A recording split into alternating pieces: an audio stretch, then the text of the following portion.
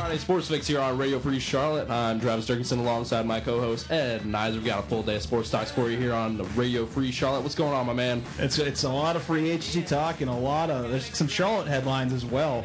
And we'll talk about that. I don't know, what do you want to get started with today? You want to get with the free agency, or do you want to stay after the end of the show? It's up to you. There's way too much NFL news now to not talk about that first. I mean, we got Tebow, we got Manning, we got it's endless, really. Yeah, you really, and Patriots made some big moves. Panthers have a couple players coming in. Yes, sir. Both our teams doing some big things over the offseason, but that Tim Tebow going to the New York Jets, I don't know how I feel about that. They said he had a say in the whole contract negotiations, but I don't buy it. I don't buy it, Travis. I don't think the Broncos really care what Tim Tebow wants. No, they don't. And if I'm Elway, I don't care. I think Elway is trying to replace himself, I guess, by putting a Peyton Manning in there to get more fans in the gates. Yeah, I mean, that's what it is. But I like Peyton Manning a lot. We've mentioned that we have an intense bromance with Peyton Manning on the show. Bromance, yes, I do. But I like him in Denver. I think he'll do good things for them. I think one of the offensive linemen, the offensive left guard, came out and talked about how it's going to be different with Peyton. Practice is going to go a little bit long because Peyton is perfectionist. We all know that. Yeah. And it's going to go a lot longer, and he's going to have to get the cadence down. But I think, I was going to laugh at this, but Coach Fox, he's going to actually, I think he's going to let Peyton run the offense. Fox is more of a defensive coach anyways. A defensive guy. I don't see why they would ever give him any say in. So I think it's a good fit for Peyton. I honestly do. Well, we'll get into that. We got Tebow stuff, like we said. We got Saints, the Bounty Gate. We got to get into that. We got Shaka Smart turning down jobs, NCAA tournament stuff, other news and notes. It's going to be a stacked show. I would not be surprised if we're here until 3:30. No, I wouldn't either. I've already cleared out my little Palm Pilot that I don't have because I don't keep schedule. I would be okay with being here that long. I would too. I mean, talk about this is a lot. We have plenty of stuff to talk about. To keep you entertained. So if you guys out there listen have any thoughts, if you hit us up on our Facebook page, you can call the show 704-687-7151. Give us a shout over here. We'll put you on air. We'll see what you got to think about. Yeah, we'd love to hear from the viewers. Yeah, man. And listeners. It makes it a lot easier for us. We're also working on a video for the Friday Sports Fix Facebook page. Yeah, we got a video for the Facebook page. We got a YouTube channel now, the Friday Sports Fix YouTube channel. Yeah, multimedia. Oh, man. We're doing it Friday right. Sports Fix. We are doing it right. We don't have a tech guy. It's just us. Yeah, it's eat your heart out, ESPN. That's right. Before you know, they're going to be paying for our podcast. They will be. I've already been in negotiations with them. No, I haven't. I wish I was, but hey. No, you'd be the worst person to negotiate. You'd be like, you know what, man? I'll take whatever you want to give. You gonna give me a free coupon to Hardee's? Yeah, that's cool. I'm hungry. Yeah, that works. But, I feel you, man. Let's get into it. All right, let's do it. Well, let's start with Peyton. Peyton to the Broncos. Yeah. You think it's good for Peyton? I do. I think it's good for him. I don't think it's the best. I would much rather see him go to San Francisco. Yeah, I think San Francisco would have been a good fit, but I think part of that is he wanted to stay in the AFC, and the fact that Coach Fox will give him a chance to run the offense like he wants to do. I mean, it's one of those things where it's a best fit for Peyton. I think the Broncos will benefit from it. I mean, as I was talking to the previous host, Kevin, he said that DJ Special K, excuse me, Special K. He likes your morning breakfast meal, but I think he's right in saying that Peyton would make he would even make the Tampa Bay Buccaneers or a team like that doesn't have much of a receiving core that much better. Tampa Bay has an awesome receiving core. Well, they didn't really do much without a quarterback. But if they had Peyton, I think they'd be a contender. But anyways, the point I'm trying to make is Peyton can go anywhere and make an impact. An impact, yes, but I don't. This isn't a championship team this year. No, I don't automatically put Denver as a championship contender, right? Just because they got Peyton, man. It's kind of stupid. It's like when everybody was trying to get the Miami Heat when they brought in that whole Bosch, right? You can't just say, "Oh, they're going to automatically win now." No, you can't say that. No, I like the move for him. I think it's good for him to be under Elway, another quarterback that won his championships late in his career. I really hope it works out for him. I do too. I would have much rather seen him go to San Francisco, where if he would have went there, they'd automatically be a favorite. Well, I think what I've heard is San Francisco now has to try to make amends with Alex Smith, because that must be tough for them. See, that's why I said a couple weeks ago that I wish this drama would go on even longer, because the storylines that have come out of it, it's ridiculous, are outrageous with other quarterbacks. You know, like you said with Alex Smith, his feelings were hurt. Yeah, I don't blame him. Were. My feelings would be hurt as well. So he went to Miami, tried talking to them. They pick up David Garrard. No need for Alex Smith. I don't know why you picked David Garrard over Alex Smith, but that's just beyond me. Probably money. Yeah, Alex Smith probably won a little bit more money after his performance in the playoffs. I mean, that's which natural. is understandable. Yeah. Matt Flynn going to the Seahawks. I did not see that coming. I like Flynn a lot. And the Hasselbeck now. How? What do you know about him? I don't know. Like when he's come in, he's done well. He was only a 1-year starter at USC. I mean, when he filled in for Aaron Rodgers, he did very well. I can't remember his exact. He went to LSU. Was it LSU? Yeah, LSU. Sorry, he won the national championship there. He was not USC. game. My apologies, guys, but LSU. Yeah, I don't know how I got that confused, but my mind's been working in mysterious ways today. I don't know what it is, but we'll pass that. But Hat's probably too small for that big old head you got. Yeah, man. I have the old Kevin Mench head. You remember Kevin Mench with the 8 1/4 or whatever that thing was? My God, that's a melon. Right. But anyway, let's talk about the details of that contract for Peyton. Go into it, man. You have it all written down. Let me know. Yeah, 5 years, $96 million. I don't think Travis and I will ever make that in our lifetime, but if we do, no way. We'll shout out to you listeners. You guys made it happen. But $18 million, no injury guarantee. So he makes $18 million regardless. Now, the thing with this that I've heard is his contract is very front-loaded this year. It is. Now, it's very front-loaded for – I think it's good for Peyton, and I think they did it, too, for – they're doing him a favor. Yeah. So even if he gets hurt, he still gets this one final big paycheck. And I think that was a big part of the negotiations with Denver because Peyton – I don't even think Peyton's sure he's ready to go 100%. He'll be the first person to tell you that. You never know with a neck injury. It's all nerves up there, and they heal at different rates. As you heard from the doctors leading up, saying is Peyton going to play this past season? They always said people heal in different ways. It all depends on the person. It's really relative, but he gets a guaranteed $40 million the next 2 seasons if healthy, following the physical in March of 2013.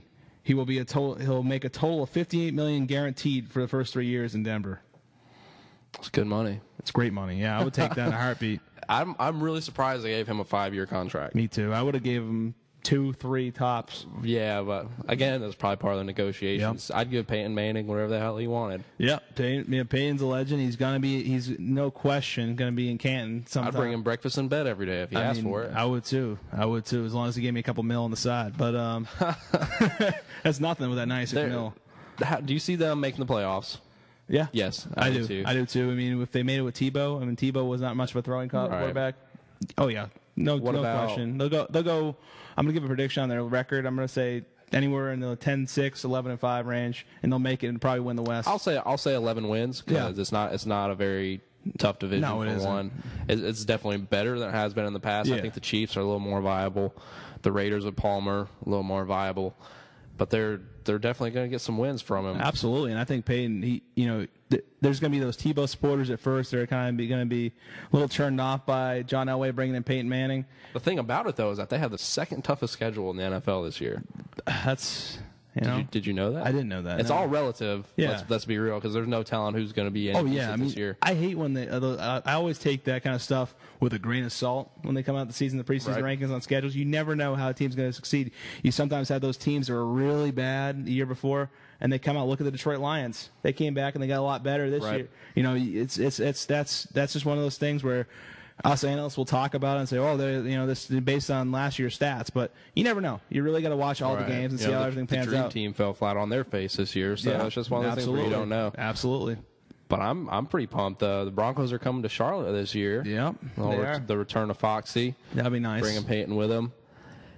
It's definitely going to be a big story, and I'm excited. I really, it's going to be a circus. Yeah, it is. It's going to be something else. But there'll be a lot of Peyton Manning jerseys in the stands. I mean, I like the Panthers. I'll support the Panthers because I've been living in Charlotte for the past 4 years. Right. But I don't like the fans that come and feel like they have to wear a jersey if they're not a Panthers fan. Like the football fan that comes from wearing a Redskins fan. Yeah, Redskins. You see Eli Manning there, and the team's not even. New York's like not even a football party. Yeah, it's the same with hockey too. It's not a theme. Yeah, it's like I have to wear a jersey to the game, or it's not the same. No, just wear a T-shirt. Nobody's going to question you. Yeah. Blank T-shirt. But that drives me like nuts. you, just don't wear a shirt. Yeah, no shirts, man. No shirt, no shoes. Hairy like animal. We're not going to have any copyright infringement, Kenny Chesney. But I'm not going to start singing. But no, that drives me nuts. But that's a side note. That's a side note. No, we had that written down as a topic to talk about. Oh, we did my hairy body. Anyways, We won't put pictures of that up. No, that's borderline. Facebook will ban us and say that's bad. But anyways, no Tim. We want to go Tim Tebow now. Speaking of a circus, Tebow to the Jets. Your thoughts? I hate it. Hate it for him. He's one of those guys that he embraces the media, but I don't think he likes being in the media for the wrong. Like for them talking about his race. They're talking about his race now. They're talking about his faith. I hate that. I hate it for Tim. I think he would have been better fit going back to where he played his high school ball and where he's from in Jacksonville. I really do. I really feel like the Jaguars even said they wanted him. They even said they wanted him. I would have loved to see him go there. And it would be great for attendance. They're one of those teams that always is facing blackout restrictions. My roommate, an avid Jaguars fan, and he really I didn't know there was such a thing as an avid Jaguars fan. He's from Southeast Georgia. It's the closest team to him. And it's it's one of those regional things. He loves the Jaguars, even though they've been on tough times since the '90s when the Patriots beat him in the playoffs. Right. And that's all he references. And he hates the tight ends. Hates anybody in the AFC South. But I think Tim Tebow would have made that team. For a little bit more of a force to be reckoned with. It gives him a different dimension because Blaine Gabbert clearly isn't ready to play at the NFL. This is what I wanted, and I said this on Facebook. I knew the Jaguars weren't going to do it. They invested too much in Gabbert. Right. How awesome would it have been if they just would have traded Gabbert straight up for Tebow? I would have think that would have been okay for both sides. I think Blaine would have learned under Peyton Manning, and he would have become a better quarterback. Because I think Blaine has what it takes down the road to become a good pro quarterback. He's one of those guys, a late developer. I think. Just right now, his head is spinning. Yeah, they threw him into the fire. They had Luke McNown, McNown, or how you say his name, whatever. He's a backup. Starts with Mick, ends in Own. Yeah, McAown. I'm going to say that. We're going to go with that. Anyways, but no, he got thrown into the fire after they let go of what's his name, Garrard. Yeah, they let go of Garrard. Now Miami takes him. Yep. But I don't know. I didn't like for Blaine being in his rookie season. They say, "Here you go, have fun." I didn't like anything about him coming into the draft. No, I didn't. Honestly, I didn't. Yeah, I never he had looked like a pretty boy, a nice lion man, but he did have pretty hair. He did have pretty hair. He used that nice moisturizer or whatever the hell girls use. Moisturizer. Whatever girls use in their hair. I use soap. Anyways. But no, I don't like it for Tim going to New York. I don't know. And they say he made the choice. Do you believe that? No, I don't believe that. I don't believe that one. Why in the world would he want to go there? I wouldn't want to go to New York. No. I mean, you know why, but I don't like New York, period. Anyways, but no, I think he'll work with Rex. They're two different types of people. With Rex Ryan being the outspoken foot and mouth. That's a little pun on the whole tape that came out. But anyways, a little foot fetish joke. I like it. Foot fetish joke. But Rex Ryan, I like his attitude, like how he's very confident in his team. Because honestly, if I was a head coach, I'd be cocky too. I would too. Yeah, that's confidence. I like that. Breeds confidence, but he's a big mouth. Yeah, there's a difference between being confident and just blatantly ignorant. Yeah, and acting like a fool. I think Tim will do okay in New York. I think he'll fit in well into the packages. They're going to get a package quarterback. Yeah. But I don't know. As soon as Mark Sanchez throws his first of probably 30 interceptions, they're going to call for bring in Tebow. Yeah, it's like Panthers fans when Matt Moore was the quarterback. Bring in Jimmy Clausen. We see how that worked out. Yeah, I mean it doesn't. It's a mess that they're putting themselves in. Yep. Like it was the back page of the New York Post. You probably saw it. Yeah. The no ring circus. Yeah. Pictures of Ryan, Tebow, and Sanchez. Yep. And it's true though. The New York Post is one of those. I love their headlines. I would love to work for the New York Post because I could come up with witty headlines all day and get paid for it. Yeah, that's sweet. That'd be a good job. But I mean, it's going to be a mess. It's going to be a mess if Sanchez messes up. They're going to want Tebow. Then they're going to send in Tebow, and it's going to be a mess. And Tim's going to get in the same mess he was in Denver. I don't have faith in Tim Tebow. Yeah, Tim has faith in himself and God, and I have no faith in Tim Tebow. I liked him. I want him to do well. He's one of those guys you have to root for. But do you think he'll do well? Everybody wants him to do well. I think he'll do average. It's always tough going to a new organization, learning a new system, and Tim's one of those running quarterbacks. The Jets are usually one of those teams that will run between the tackles with the running backs they have. They've always been that way, and they'll throw short passes. They play a similar offense to the Patriots. They really do. And that kind of makes sense. I would like I've heard other people say, I'm not trying to steal ideas, but I would like this trade if the guy's name was not Tim Tebow. Yeah. If his name was Ed Nizer. Yeah. He'd be better looking for one. About stats. I mean, you guys can see the video of what I look like now, and all the pictures we post. I mean, come on, I'm a regular GQ model. Anyways, but if his name was Ed Nizer and he was going there, it'd be like, all right, well, yeah, they put in a package for this guy, added a new dimension to your offense. Yep, that's a good thing for the team. Yeah. But with your name, if your name's Tim Tebow and you have Tebow Mania, and you went to Florida, you won Heisman's, you're the virgin of America. I don't believe it. And I don't believe it. Do you see his girlfriend? I don't know if that's actually his girlfriend. I don't care, but if I heard he was dating Taylor Swift. Ugh. I'm sorry. That schnoz gets me every time. Beggars cannot be choosers, Mr. Nizer. Sorry, I don't beg. I don't beg. They beg you, right? That's right. That's right. I like it. But no, I think Tim he'll do okay in New York, but it's gonna be tough. The media is gonna be all over him night and day. He won't even be able to go out and get a meal without paparazzi being behind him. You know? Yeah, this is not the place for he needs to be. No, he's a guy that likes to be. I think he's the type that I think would like to be more in the shadows and come when he does something good, like for the community or something. Then he wants the cameras on him. See, I don't know. Wants the cameras on, but just like he would be okay with it if he was out in the community helping out some young kids at like a cancer research place or whatever. Right. I mean, I saw a clip of Tim Tebow. I think it was on one of those Make-A-Wish things where he brought this little kid down. It was my wish. Yeah, for the leukemia. This kid had leukemia. His only dream was to come down and see the Broncos play and meet Tim Tebow. And it was probably his most heartwarming thing because you tell Tim was very genuine with the child. I like that about. I like players that don't do it because they have to. They do it because they want to. Right. I mean, I don't question him as a person. No, I don't either. He's a great person. But he's not. He's not an NFL quarterback. He's not. He cannot. He's not going to be able to handle it. They said something about him being maybe on special teams too, of what I've heard. Doing what? I don't know, but he's not fast enough to run anything back.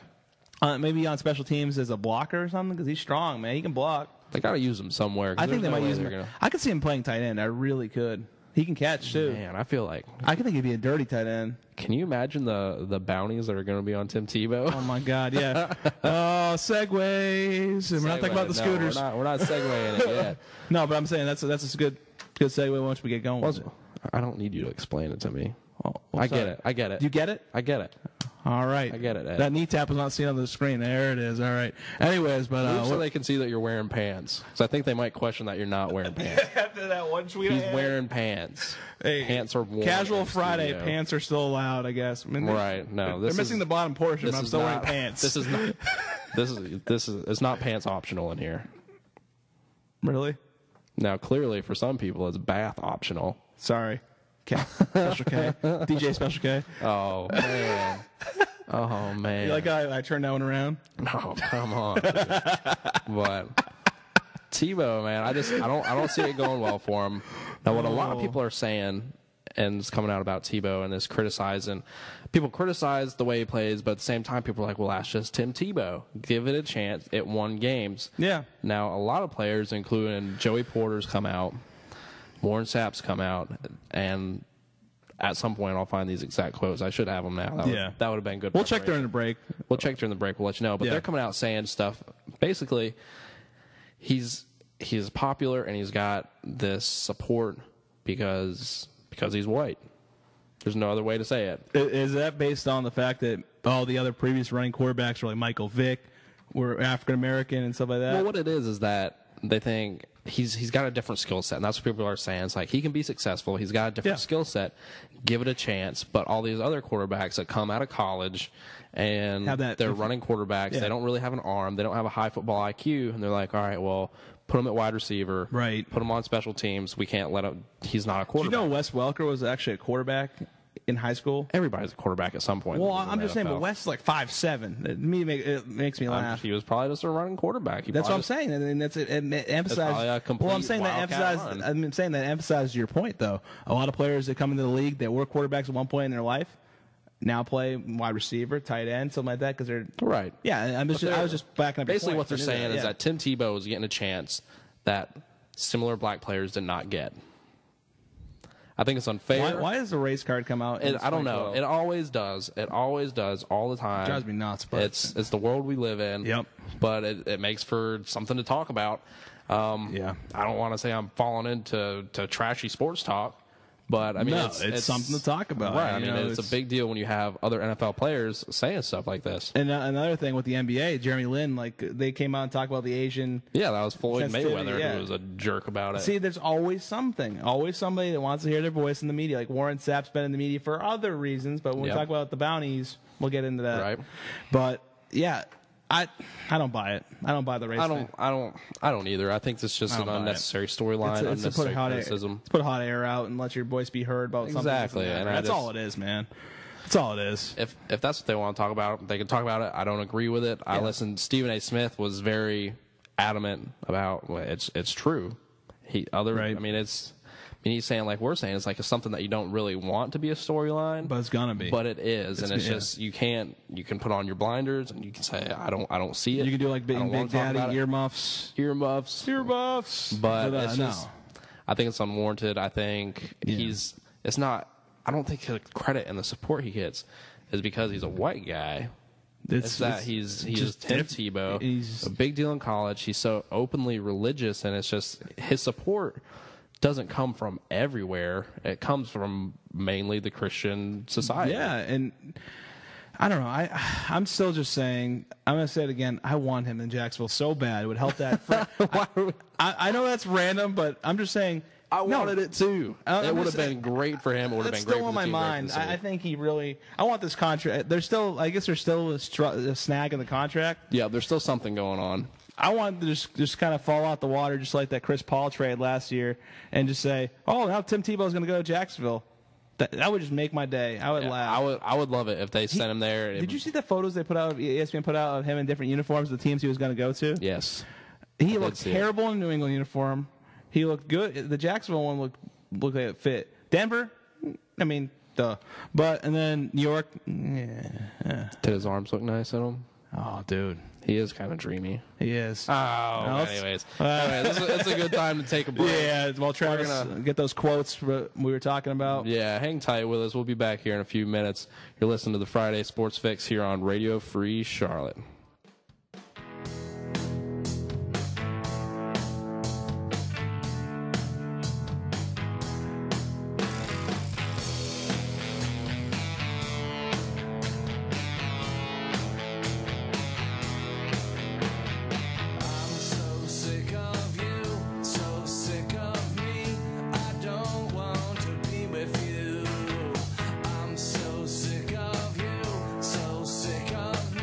I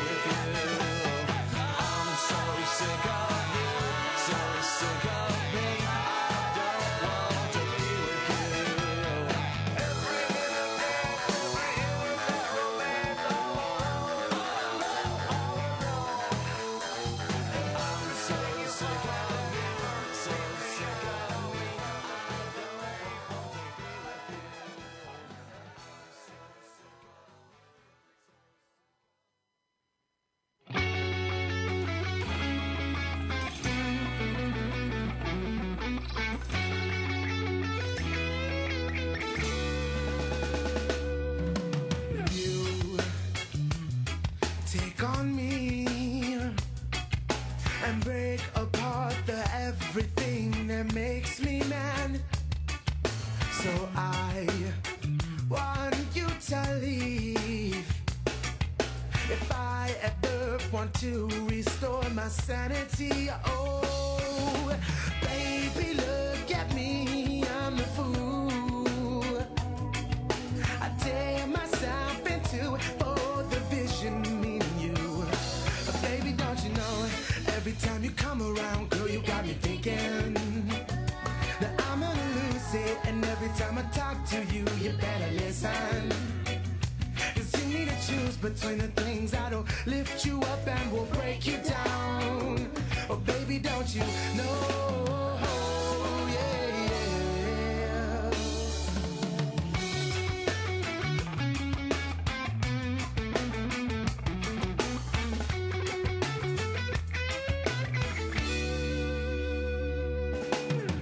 Just listen to the words that I got to say. You wanna do it your own and go about it your way. I don't suggest that you walk that path alone. You don't have the protection or the knowledge, girl, to prevent you from the bad harm of the world. I wanna say that you're more than welcome to leave with me. Oh, but no, baby, don't you know your man's a fool? Banana, tear myself into for the vision of loving you. Hey, every time you come around, girl, you got me thinking I'm gonna lose it. Every time I talk to you, you better listen. So you need to choose between the things that'll lift you up and will break you down. Oh, baby, don't you know? Hey, yeah, yeah. Stop, wait, slow down a minute, you're moving too fast, baby. And stop, wait, slow down a minute, you're moving. Don't you wanna just slow it down, oh, the sake of your mercy, girl. Don't ya, no, don't ya wanna slow it down? Now you know, every time I talk to you, you better listen. So you need to choose between the things that'll lift you up and wither your soul. So you better know now, every time I talk to you, you better listen. I still need to choose between the things that'll lift you up and wither your soul. So you better know now, every time I talk to you, you better listen. So you better choose what is right for you, baby.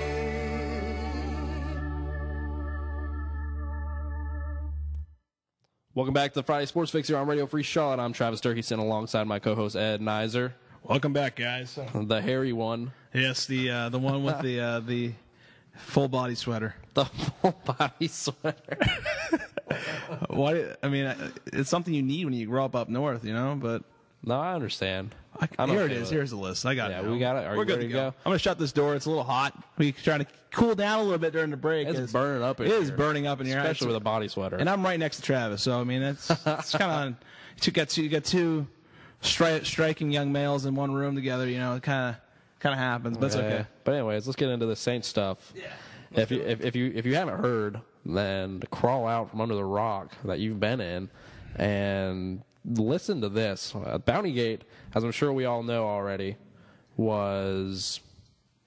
Go into it, Ed. Tell us what you know. Basically, it was all sparked because they found out that they were putting money, I guess, on the heads of players, like big-time quarterbacks like Brett Favre and everything. The New Orleans defense was basically taking bets to see who could make the biggest hit and knock the guy out of the game. That's basically what it was all about. And their defensive coordinator at the time was all behind it. They'd have meetings where there'd be an envelope, and the players would always chant, give it back because the bounty would get bigger and bigger for the next week. And I think the fines ranged from anywhere from like a couple $100 or something like that. I don't know the exact. No, it's like it was a few $100 here, $1,500 there. Yeah, it's up to $5,000.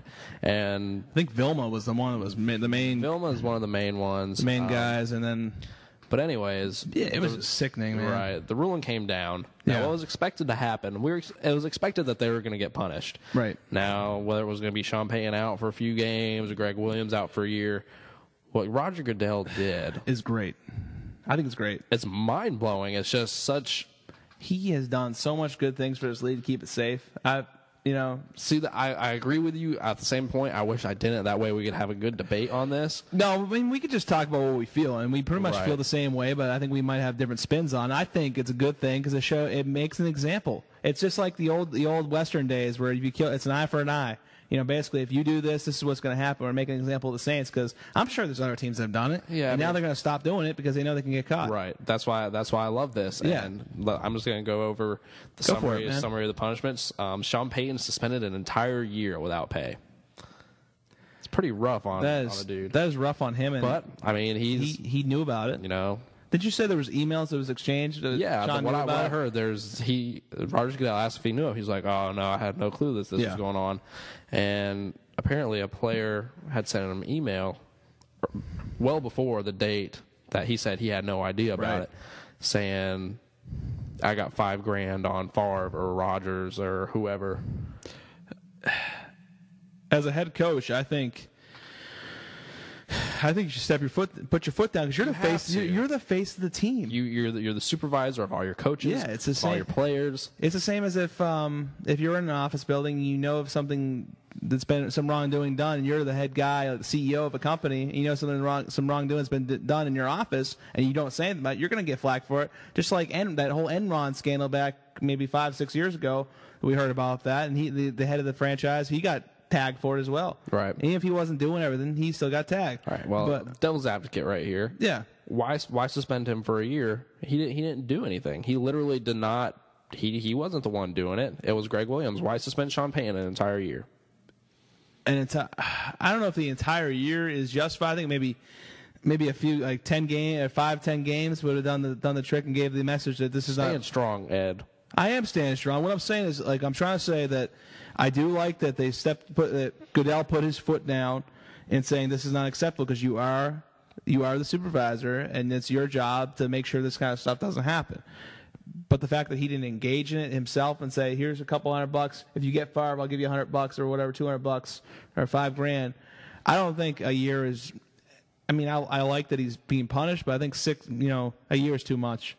A year is too much. It makes it tougher on the franchise as a whole to find a new coach for that short period of time. Well, I mean, they shouldn't have been doing it. They shouldn't have been doing it. You're right, but It's I think it's something that's been sends going a on. message, and it does send a that's what has message, to be but- done. So he's gone a year. I'm okay with it, but I mean, I think it's a little bit steep. Greg Williams suspended indefinitely, effective immediately. Oh, duh. So he's at least gone the year, and Goodell is going to review his status at the end of the 2012 season. That's fair. That's fair, I think. I would not be surprised if he's gone for several years. Well, you think he'll find another job somewhere, even if he done? If you're banned from the NFL, no. I don't You think so can't. either. I think that's a big black mark on your record. No, he's not going to get a job in the NFL I don't ever think again. so.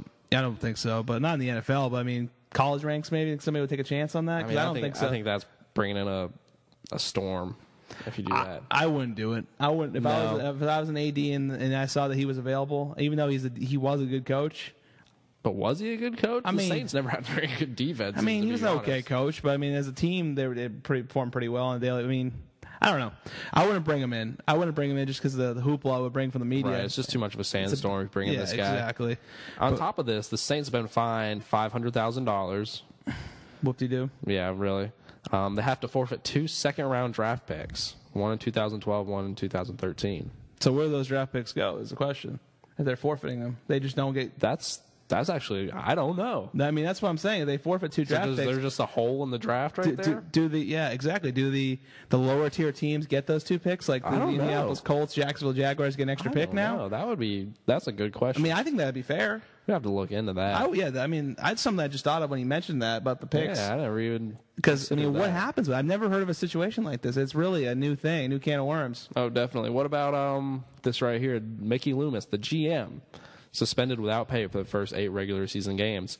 That right there, how much did Mickey Loomis know?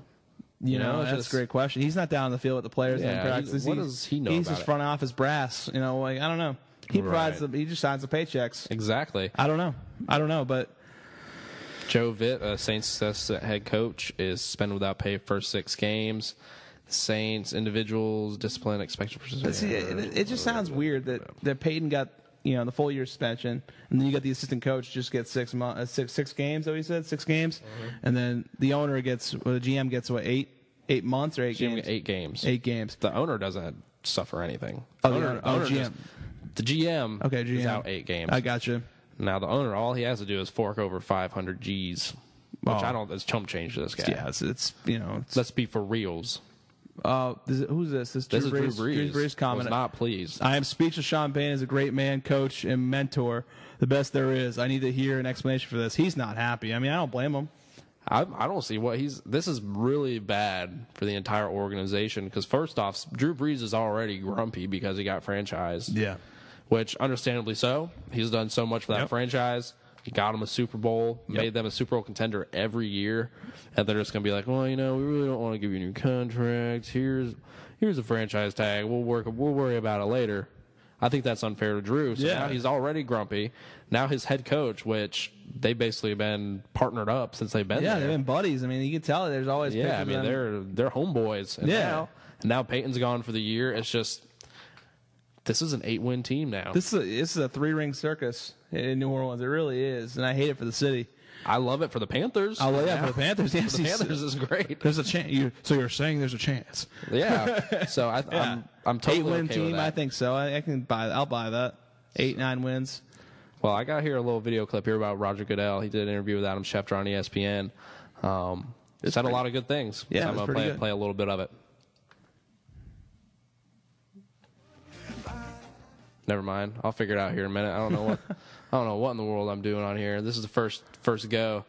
I'll figure this out. But what I'm going to talk about a little bit while I figure this out is the 4 players that were named in the bounties were Brett Favre, Kurt Warner, Aaron Rodgers. I heard Cam Newton. And Cam Newton. You know, and they said this started when? 2009? Is that what? 2009. 2009, and Cam Newton just came in the league last year. Clearly so it's been going on for a while. This just barely started with Cam. Yeah.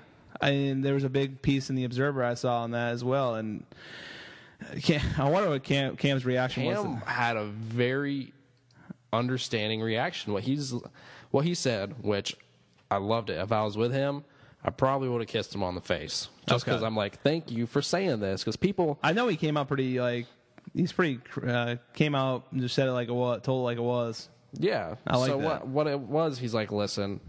I'm going to pull up the exact quote. That's fine, yeah. So I'll pull that up, and I'll let you know exactly what he said. 'Cause I saw it. I just couldn't remember exactly or verbatim what he said. But I knew it was something that it was very well said. Yeah. And we'll get into that later. Came in surprised about bounties. He said, if I'm a running back, if I'm a receiver, if I'm a linebacker, a D tackle, you always have to respect the other person's career because they're feeding families, just like I'm trying to feed my parents. And if you take those joints, ligaments away by taking a cheap shot, it's bigger than one little yes, we took down their starting quarterback. This quarterback can't even throw anymore because you took a late hit on him. Yeah, it's 15 yards, but you're limited this guy's whole career. That is a really well thought out quote. And I like that. It shows a side of Cam Newton that people aren't really sure of. And it's so true. It's right. I listen to the radio, and people are calling in, Goodell is trying to pussify the NFL. Bull crap. I don't know. No, it's not. He's just trying to. Have you seen some of these videos of the players that have played in the league for like 15 years, like some of these old linebackers? No, they're literally not going to live to be 60 years old. Probably. No, they're definitely. Earl Campbell can hardly walk. Yeah, that's what I'm saying. I think that's the one I was thinking of. Yeah, he has a hard time getting out of bed in the morning. Yeah. That's tough, man. To play a game and just get so beat up because of the physicality. No, they're not trying to quote unquote pussify the NFL. That's just that's a little. Now I understand. Yes, being ignorant. It's a physical game. Yeah. Now people are like, oh, I'm okay with them doing bounties as long as it's stuff within the rules of the game, but that's not what they're doing. They're giving you money not for big hits. They're giving you money to injure a player. And as a former football, I only played high school, but as a former football player, you never go out to injure the other player. Why would you want to do that? If it happens, it happens. Why don't you understand? You don't want. I could get injured walking up the stairs and fall down flat on my face and break my leg. Yeah. What if Jonathan Vilma goes out there, who's been a big part of this bounties, and Hines Ward has a bounty on Jonathan Vilma to lay a ridiculous block on him and just concuss the hell out of Jonathan Vilma. I'll give you 5 Gs. And Jonathan Vilma heard about it. You think he'd be okay with this? You think he would still be doing this bounty stuff? Absolutely not. And, I've always wondered if offensive line, and now this whole bounty thing, it opens up a can of worms where I think, do offensive linemen think this as well? Because a lot of teams that do the chop blocks, Do they think this way? I mean, do you think there's something on the offensive side too that could be going on? I mean, Because there's some dirty chop blocks going on. Yeah, but it's a lot harder to be dirty on offense It really is. than on defense. I agree. It's just not okay because people that argue that this should not be an issue, I feel are so ignorant, and I feel they have to know they're wrong. They have to know. I think they just want to hear. Like it goes back to the whole thing about I don't know, people are just stubborn, ignorant, just closed-minded. I don't understand what it is. You don't want to see a player get hurt anyway. I don't get excited. I wouldn't cheer if I saw, when I was with Paige playing the Colts. I wouldn't cheer if Peyton Manning get hurt. I'd be like, is that guy hurt? No, it's not. It's understandably uncool, no matter how you put it. It's like those fans who like when you're at a game, they cheer when the opposing team. Yeah, get him. He's down. He's hurt. You don't do that. No, that's quiet and sign of respect. That makes you that makes you a bad human being. Yep.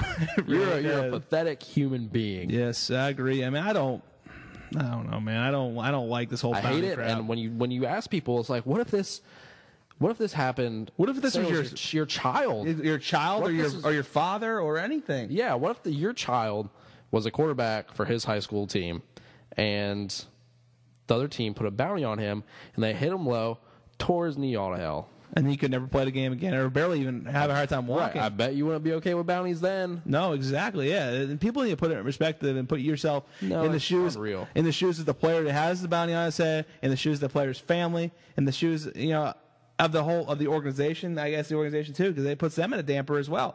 Right. If they're out. What if, for instance, this is completely untrue right now. What if we were getting paid millions of dollars to be doing what we're doing right now?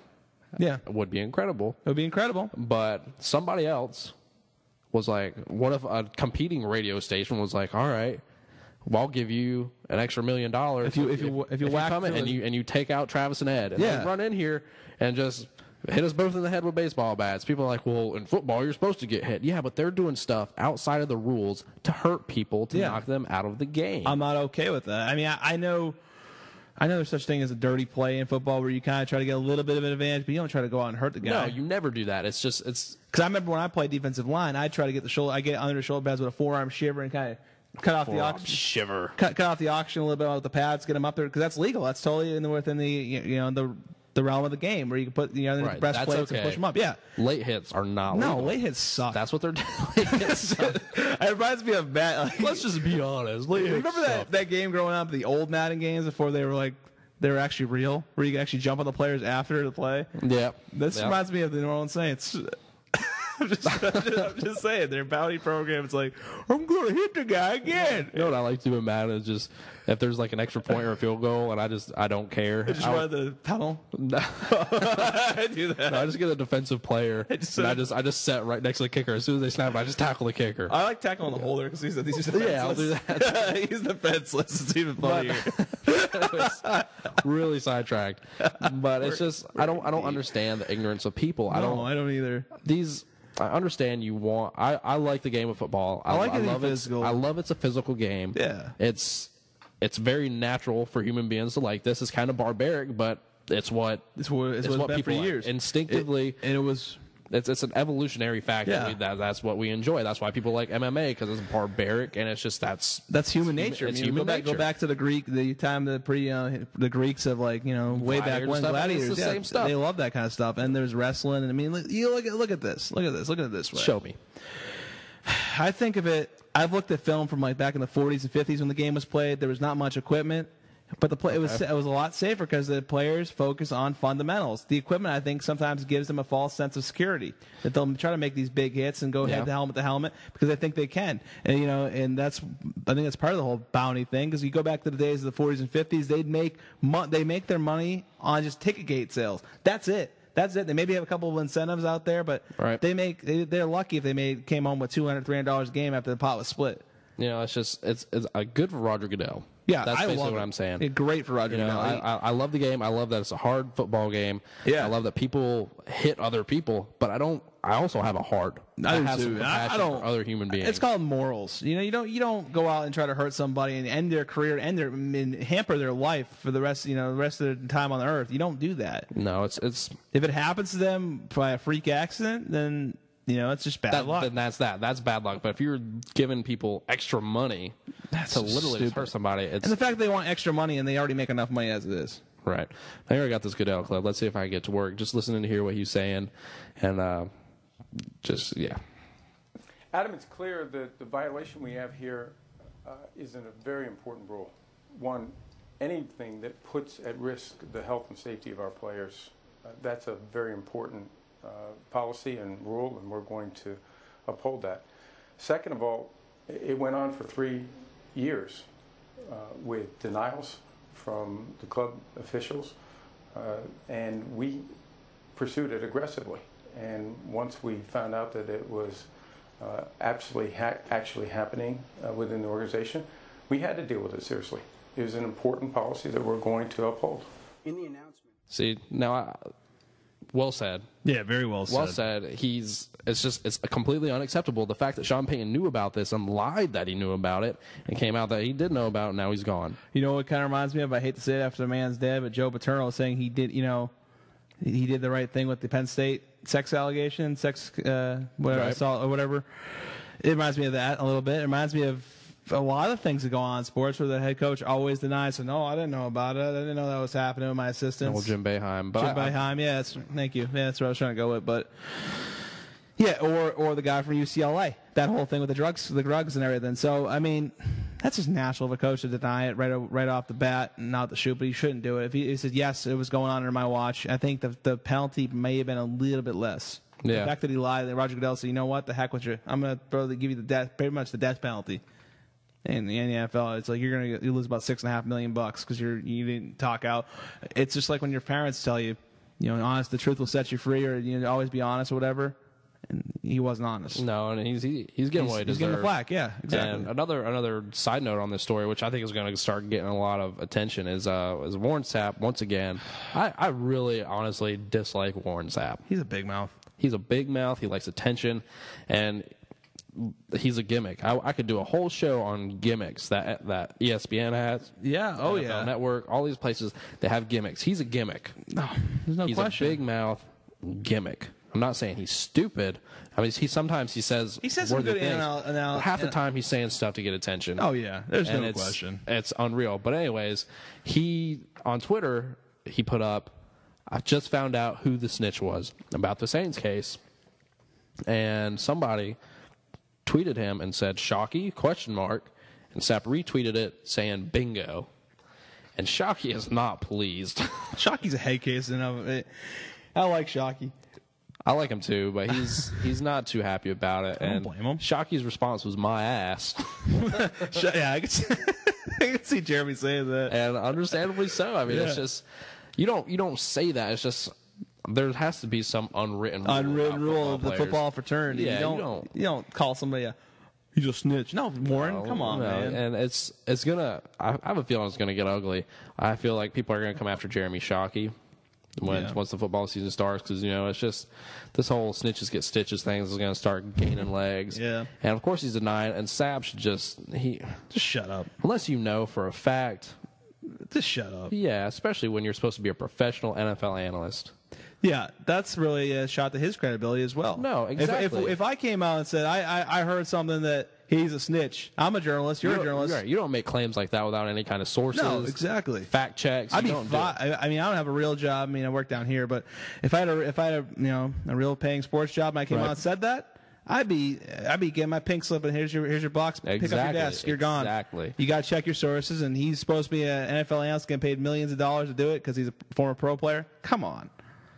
Yeah, and I hate it. And Sapp said he did not receive his information from anyone at the league, but from a trusted source close to the situation. Who's your trusted source? Yeah, who's your trusted source? Yeah, if you're saying from a trusted source, that's you just trying to say I'm covering my butt. That's somebody else trying to be a punk. Yeah. I wonder if could the officials come out and say anything if they heard anything in the huddles walking around? I would be, what I'm talking about, if they, because I remember there was this case where it was a Vilma that was saying, pay me my money or whatever when Favre was hurt. That was Hargrove, I believe. Hargrove said that. And I wonder if the officials, when they're walking out to set the ball down, have heard anything in the huddle. Because, there's a lot of stuff that gets said in the NFL huddle that the mic doesn't pick up. Yeah, they probably have. And this is a really unfortunate situation for the league. Yeah, coming off a lockout season and then potential lockout and then this. And stuff like this happens, I understand. And it's Goodell is doing, people are so hard on him saying that he's the worst commissioner in sports and this is awful. I think what he's doing is great. Yeah. What is wrong with what he's doing? He's trying to protect his players. He's trying to protect the league's integrity. He's doing everything a commissioner should be doing. Yeah, he's doing what and sometimes the best leaders are the ones that aren't afraid to step out in front of adversity. He's getting a lot of flack from a lot of people, and he's doing what he needs to do. And as you said, player safety, he said this on numerous occasions, is their number one priority. And I believe it. I mean, you see, like I said, we see some of these guys after they're done with their careers, they're having a hard time getting out of bed in the morning and playing with their kids. It sucks. It sucks. And that stuff, we don't even know if that was bounties, but if you're actually intending to hurt somebody to where they can't walk, to where they can't breathe, to where they can't see straight, it's not, if you're doing that intentionally, which I understand they're hitting people intentionally, but to intentionally hurt them. Yeah, I mean, there's something they call a form tackle. They teach it every high school, every peewee game, every NFL practice, college practice. It's called a form tackle. Hit, lift, and drive. Grab under the legs, put your head, shoulder into the midsection, and lift them and take them down. It's a simple tackle, but you see some of these guys flying through the air trying to make the ESPN highlight reel tackle. Yeah, it's sickening, and they try to go for the head. They go for the knees. No, I hate it. Like I said, the old school style of football is something I'd love to see. Take the pads away and see how they play. Take the pads away and they'll go back to the fundamentals. Take some of the pads away, the helmets. Give them back the leatherbacks. I mean, give them the leather heads. I like it. Yeah, exactly. I think that's a false sense of security for some of these players. I honestly do. They think they're Superman with all these pads on. You're wearing about 30 pounds of equipment, and then you're going to be more likely to make these kind of big hits. And because I'm going to feel okay from it, but the guy on the other receiving end of the hit, he might be paralyzed for life. You never know. Exactly. It's just there's a difference between making a tackle to bring a guy down for a tackle, and making a tackle to hurt someone. Yeah, exactly. To get an extra $5,000, and that's what it boils down to. It's poor ethics, and just poor morals in the base of the players. Makes you a pathetic person. Yeah, you're not a good person. That's a serious stretch to make, but it's simple as that. Yep, it is. I mean, I think we're beating a dead horse because I think everybody out there listening to us knows that this is wrong. It's got to, but that's the thing. People don't know. They should. People will talk circles. It's almost common. Well, it's football. It's football. They're playing football. They know the risk of playing football. Yeah, it's a risk if it's within the rules and they're doing it, and it's an accident. It happens when people are purposely trying to tear you apart that's not football. To injure you. That's not football. That's just called being As simple as that. Yeah. We're gonna take a quick break here, try and calm down a little bit. We're firing up a little bit. Yeah, it's hot in here, and I know. I'm heated. I'm just thinking about people that piss me off. Yep. But we'll be back. Yep. Stay tuned. We'll be right back with some more sports talk. You listen to Friday Sports Fix here on Radio Free Charlotte.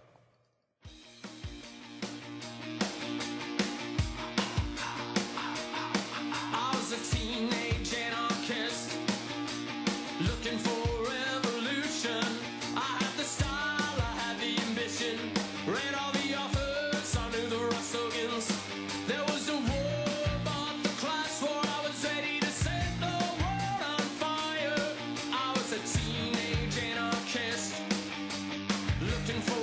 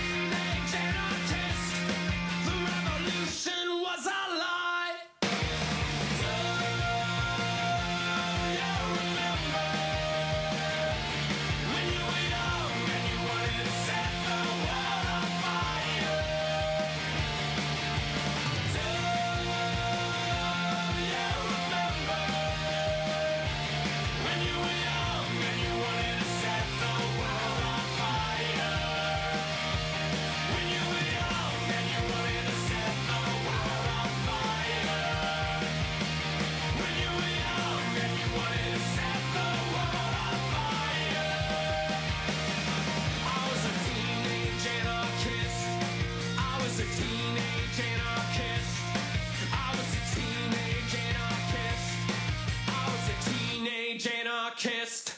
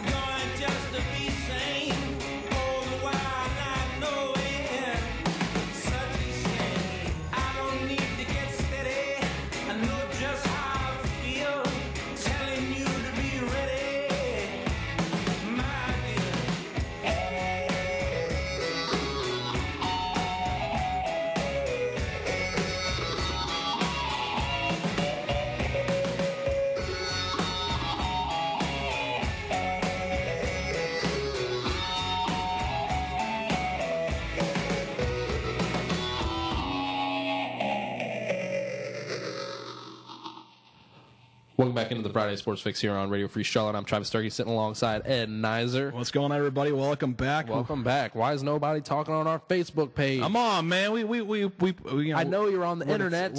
Yeah, on the internet. We see all these people up. I see, a bunch of people that say they like our page and then comment, guys. Yeah, we like something. some feedback. Let's go. I'm talking to you, Hannah. Yeah, Hannah. Oh, your lady friend? Yeah. Yeah. What's up, Hannah? Yeah, nobody's talking to us. Making me mad. We're going to get a little more NFL news. We talk to ourselves way too much. I feel like I'm talking to no one. You're talking to me, man. You're always talking to no one, though. That's true. It's part of my life. That's why they put me in a soundproof radio booth usually. We're going to go in here to a couple more little NFL notes. It's been a busy week. I know we've done a whole hour on the NFL, but it's warranted. Yeah, NFL is king. But first little note I have here, big locally, the Panthers have signed Mike Tolbert, free agent running back from San Diego. I like it. I think, can you have too many horses in the stable, though? No.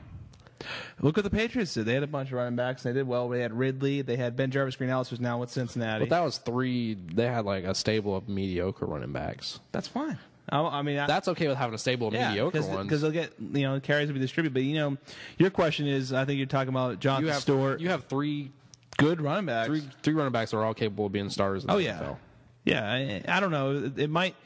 What I think it might pose is a lot of locker room conflict, like who's getting more carries and stuff like that, because that's usually what happens. Especially like when receivers don't get enough touches, they start. There's no way they can satisfy all these guys because you look at it, you got to share the carries between those three, and then you have Cam Newton who's going to get his goal line carries. Right. Now I think part of the reason they're bringing in Tolbert is to take some of those carries away from Cam Newton on the goal line, which is probably a good idea because I don't want Cam Newton jumping. Sorry, guys. I don't want him jumping over a pile against the Saints and getting torn up. Yeah, that's no, I don't want that. I'd rather it be Tolbert taking it low, bowling ball style. Yeah. So I'm okay with that. I like Mike Tolbert. I like him a lot. I think he's going to be. When I saw that, I was like, oh, that's a great pickup. But then I'm like, oh no, what are they going to do with Stewart and Williams? I think they'll make him a fullback.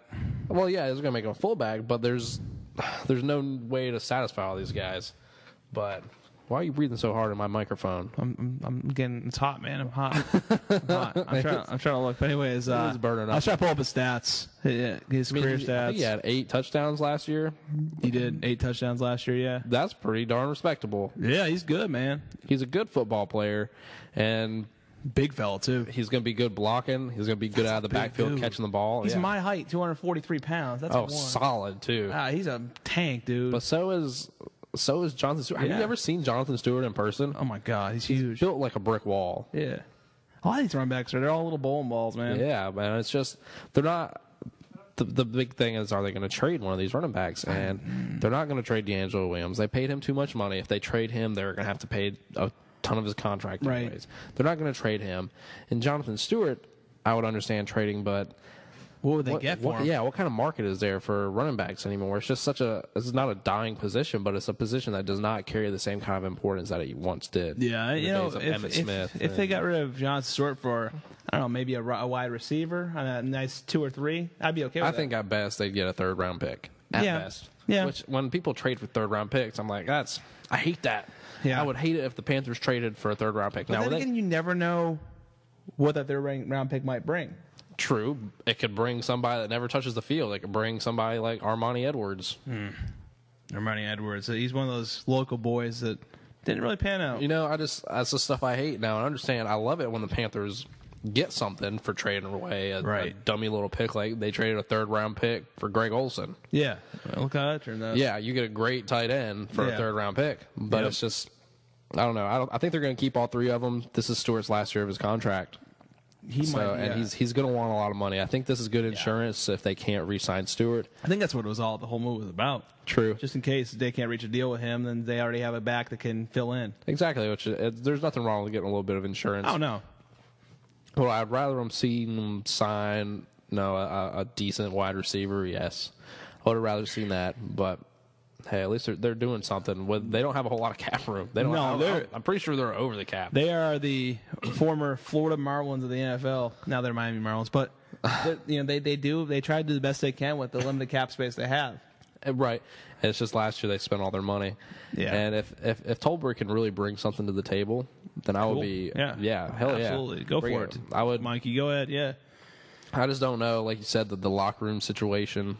That's always something that you have to take into account if you're a coach, if you're a GM, if you're an owner, what it's going to be like. I know the Panthers, they seem like from what I've heard, they're a pretty close-knit group of guys. But oh yeah, because they keep their guys. Yeah, they're very close because they've been together for so many years, and I don't know what the feeling is going to be. Is Jonathan going to start speaking out and say, hey, Mike's getting a lot more carries than me, why don't I get more touches? I've been doing a lot of work for this franchise. I've been here for many years.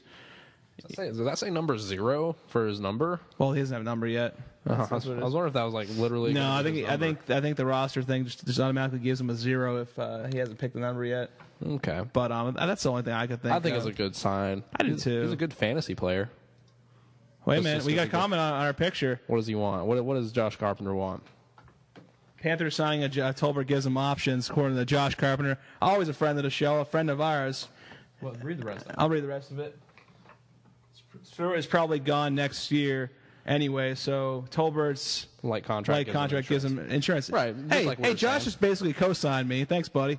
I know we're on the same page, but Josh, you should call in. You know the number, 704-687-7151. We'd love to hear your thoughts.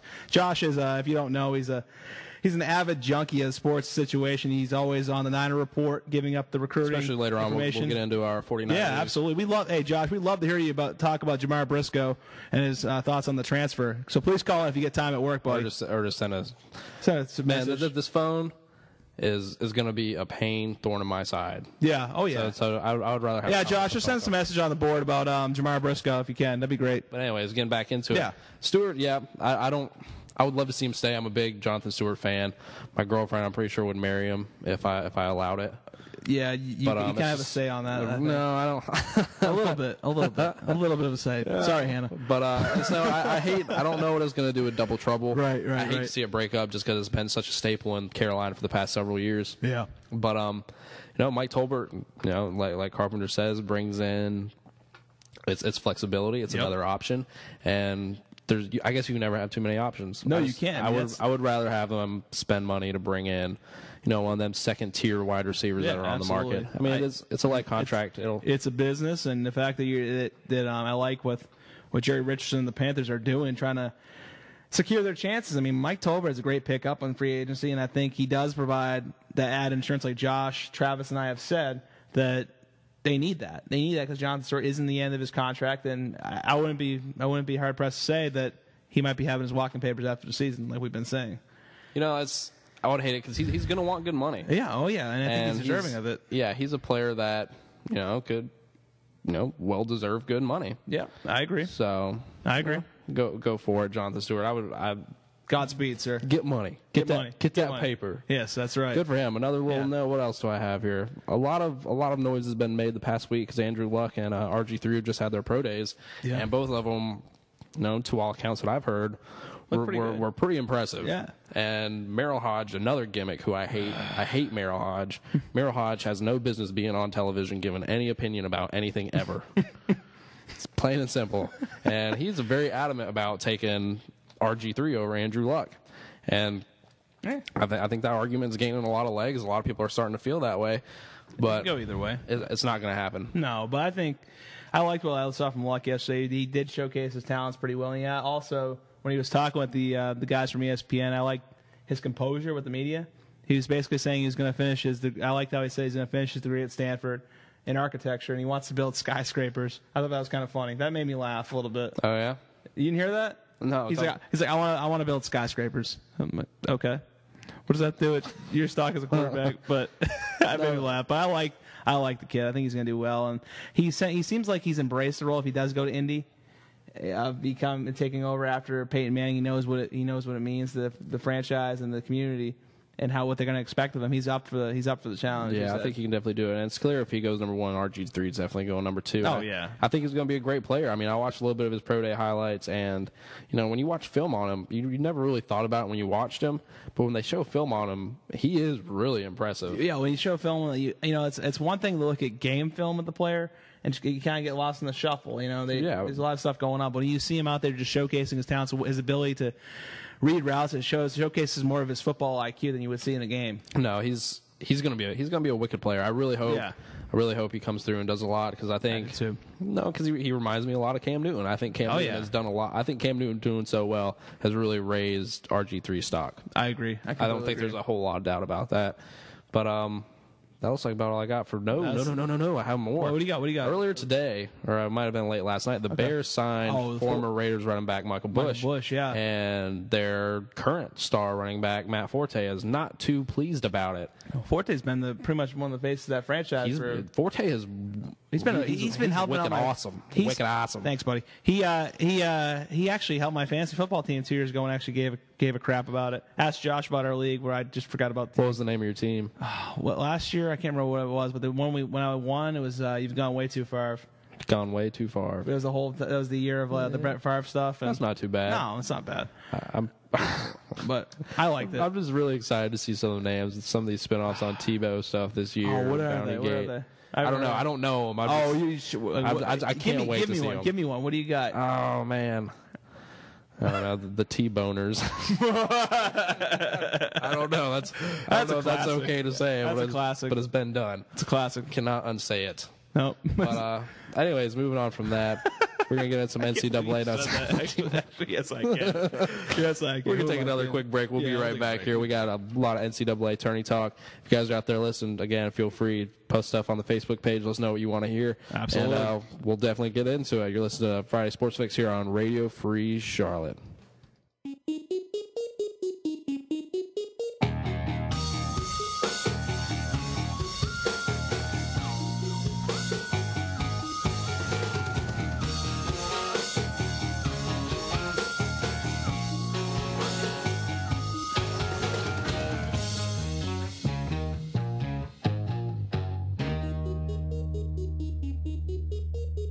Clouds hung hugely and oppressively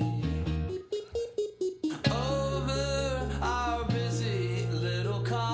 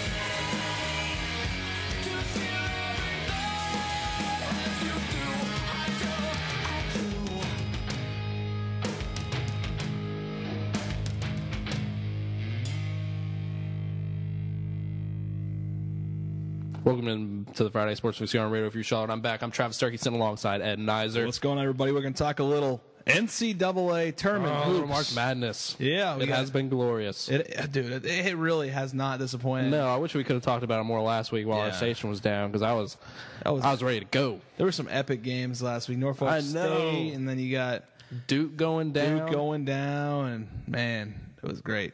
Lehigh was a team that nobody really knew about, though. They're actually pretty good the whole year. Still don't know about them. Yeah. Yeah.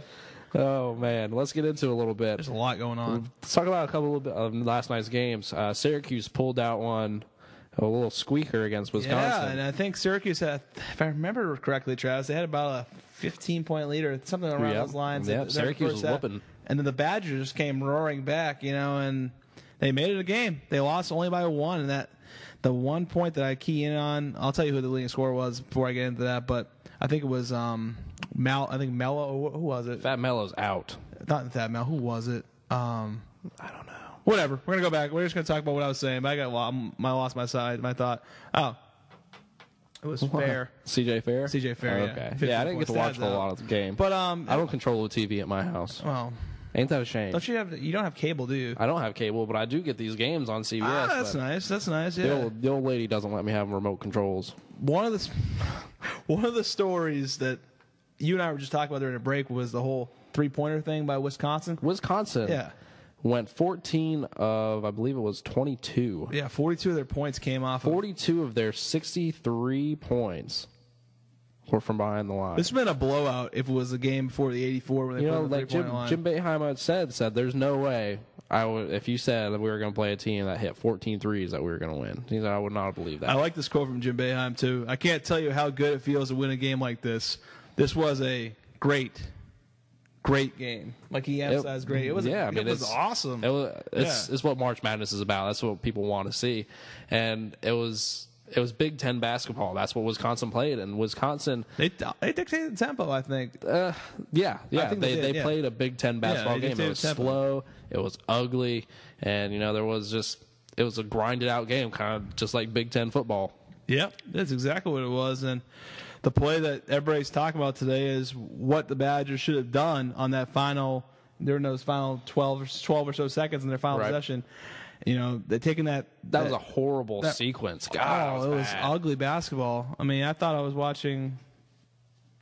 Well, Charlotte is a place like that. I hate to say it, but it was just. Oh God! I hate to say it. My loyalty lies with the 49ers, but I speak the honest truth, and I question it.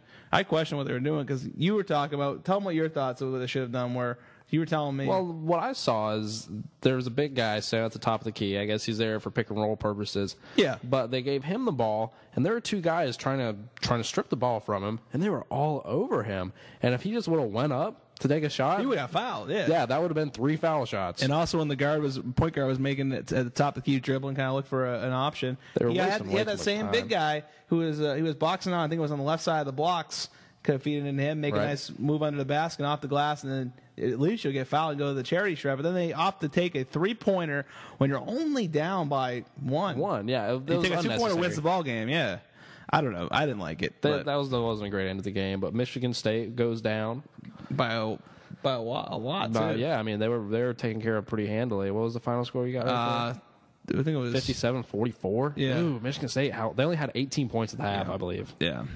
That is bad. And Louisville wasn't exactly running it up. They only had 23. Yeah. It's like watching high school. Yeah. Louisville got the job done. Rick Pitino, that's more Big Ten basketball. Yep. And that's what everybody and a lot of people are saying.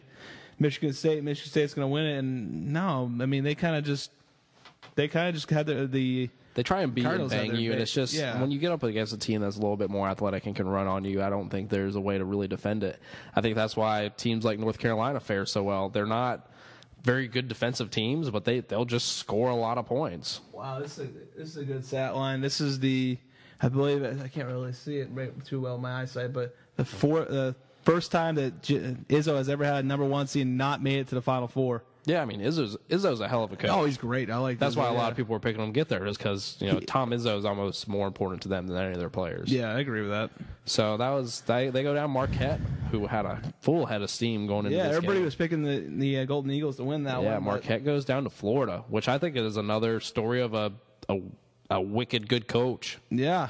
You know, Billy Donovan in tournament time is just dangerous. Yeah, you don't want to mess with Billy. I don't like going against Billy Donovan. No. I mean, granted, they're a 7 seed, not one of their better teams, but they got the job done. Yeah, That's what tournament basketball is all about. Love it, man. The guy, you can be that person that picks all the 1s and 2s to go to the Final Four, but you always have to have those guys, those 7s, 8s, even this year 13s. You got to worry about. That's what college basketball is all about, man. That's why a lot of people are saying the NCAA FBS should bring in a tournament system, because it would just make it that much more, sexy to the viewers. You know, it's oh yeah. You bring in those teams that nobody really says, who the heck is these guys, and then they come out and wipe the floor. You know, Lehigh, Duke, Norfolk State, then they get the floor tail whipped by Florida, but. Now tonight is going to be another big night, especially in the region. Yeah, NC State's playing a late game. They probably won't tip till like talk about state divided. 10:30. I mean, it's good. Yeah. I mean, they're going up against Kansas, which is going to be a really tough game. I don't. If I'm picking that game, I don't see a win for State coming out of this. I think it's the run is over for them. If they go on, I mean, I'm going to cheer for them. Yeah, absolutely. Hell yeah, I'm going to cheer for them, because if they win and Carolina wins, they play each other in the Elite Eight. That'd be an awesome matchup. That would be incredible. I mean, I remember last year there was a chance for Carolina and Duke to play in the Final Four. Yeah. That would have made the world explode. Yeah, and you know what I always hate is when I see I'm talking about the second, third rounds. They always put the past couple of years they put Carolina and Duke in the same region. It's really not a neutral court if you think about it. You're in Greensboro. It's not too far from. Well, I mean, they do that on purpose. Higher seeds, money, yeah. Higher seeds generally don't have to go as far. Yeah, but I mean, it's done for a reason. But the state is on a hell of a run, and it's unheard of from them. No, 3 weeks ago nobody even really thought they would even make the tournament. Nope. And now they take down New Mexico State. Yeah. Then they take down a higher seed, number 3 seed in Georgetown. Yeah, and nobody expected that. They're just getting incredible. Mark Gottfried is getting so much out of this team. He is, and they've really shined under Gottfried and former head coach Bobby Lutz. A lot of people have talked about what if he was still here at Charlotte. I don't think you can say that. It all depends on the talent you have. Right. No, but Bobby Lutz is getting a lot of love. And I respect that. We love. I mean, I'm not gonna be here and be like I'm gonna kiss Bobby's feet and everything, but. He's a guy. He's a likable guy. You have to be happy for him, especially, he was here for so many years, and you got to be happy for him. He's definitely, yeah. I mean, he's doing. I think he'll get an offer on a head coaching job out of this. Oh yeah, without a doubt. I remember there were some rumblings a little while ago that he was offered the job at Winthrop, which why would he take a Winthrop job? He's going to get much better offers than Winthrop. And, when he went to Iowa State, the team got a little bit better too. Yeah, they were a tournament team this year. Yep, and he's just. He's doing. He's. I'm happy for him. Good for him. And then you got Carolina playing tonight. They're up against Ohio, the Bobcats. Hey, that team is tough. You don't know what to think about Ohio, because you could say they're just Ohio, the team from. I wish I knew more about them. I wish I did too. And the games I've seen them play, they're gritty. They are gritty. I like them. I'm looking forward to these games tonight. Yeah, I'm definitely going to be. I'm taking the remote tonight. There has not. Good for you, buddy. Tonight is my remote. Way to put the foot down, Travis. It's down. Foot be down. Yeah. You wearing the old butt kicking boots, or? No, they're on. Okay, good. They're tied up tight. It's ready to go, but it's going to be a very interesting night. Yeah, this is probably one of the best tournaments I've remembered. Probably. I mean, it has been really interesting. It's been very good, yeah. And of course, the storyline for Carolina is Kendall Marshall, world beater, point guard. Yeah. Broken wrist. Probably, I do not expect him to play tonight. I highly doubt it. But if they win tonight, I think he's going to play against either Kansas or I think State. Roy Williams said that he couldn't even brush his teeth with that hand. Really? Yeah, he said it's that bad. So I don't. He had a cast on it for like 3 hours, though. It seems like he got it on. The next day, he tweeted that it was. It almost felt like a Jerry Springer show where the guy comes out like in a wheelchair and then he's fine after, or something like that. I'm sorry, it's like a soap opera.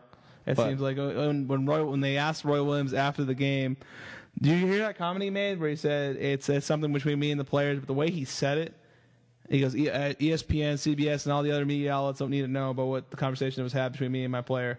Yeah, I mean, Roy Williams is very abrasive with the media and fans, anyways. Yeah. That's his nature. You got to kind of embrace it with the territory. Now, if they don't have Kendall Marshall back, I do not see them No. They're not.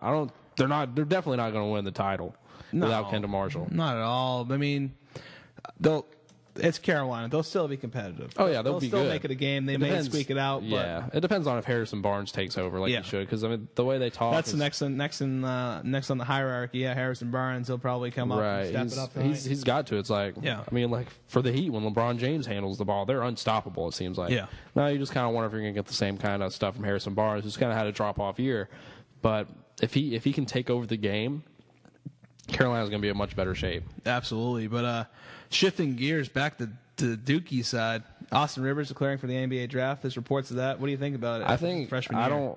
I don't think he's ready. I've heard mock drafts that don't have him even going in the lottery. Yeah. That he's going like number 21 and stuff like that, and it's. Come on, you know he's going to get picked up because. Well, yeah, I mean he's going to get drafted. I know he's going to get drafted, but he doesn't have like Kyrie Irving type skills. No. He needs to go back because I want him to stay in college. You don't bulk up a bit too. I don't think you should leave after your freshman year unless you're a guaranteed lottery. I hate pick. that. I really do. I don't like the ruling on that you can do that. You know, I believe it was Chad Forty's mock draft on ESPN, which I can't see because I'm not an ESPN insider. Yeah, I mean, heaven forbid you get information unless you pay them. But he had James Michael McAdoo going number 7 in the draft. Wow. Do you know who that is? No idea? No. He's a bench player for Carolina. He was a McDonald's All-American last year. Big-time recruit. Big time. Pick him up. He's been playing in place of John Henson when Henson's been hurt. He's been doing pretty well. I don't follow Carolina basketball that much. I'll just throw it out there. But it's just the fact that he's thinking somebody that's been a bench player for Carolina is going to go number 7, that's unreal. He had 5 Carolina players going in the lottery. Wow. It's Harrison Barnes, Tyler Zeller, John Henson, Michael McAdoo, and Kendall Marshall. If Kendall Marshall declares for the draft. Right. Yeah, that's unreal. Austin Rivers he was not in that class. I don't think and he definitely needs to go back. What I don't understand is I think Duke's going to really fall off next year, especially if Austin Rivers leaves. Yeah, Austin was a big spark for that team this year. If he's not there, I think it's safe to say that they'll be, I don't know, third in the ACC, fourth. I mean, I think State's going to be better, especially with the type of recruiting class that they get. I am so happy for them. They've been pretty much the middle of the pack, bottom feeders in the ACC for so many years. Now they're trying to kind of like the cream rising to the top. You know, they're finally getting back to some glory, and I like it for them. Yeah, I like it for the city of Raleigh. Great for them. Now tonight, I'm gonna say Carolina wins. Yeah, and I'll buy a pick. You know what? I want NC State to win. I'm going to say State wins. I don't. That's where I'm going to put it. Let's put it this way. Kansas lost to Davidson at home.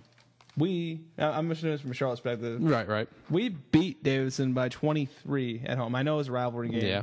But Kansas has shown that sometimes they falter. Right, and they certainly can. But if I'm putting money on it, I'll say Kansas wins. Right, but I'm not a betting man. Yeah, we're not betting people. So I'm going to say I'll go with State. Travis, I think we're pretty much going to say the same picks. I'm going to say State, and I was going to say Carolina. Baylor beat Xavier.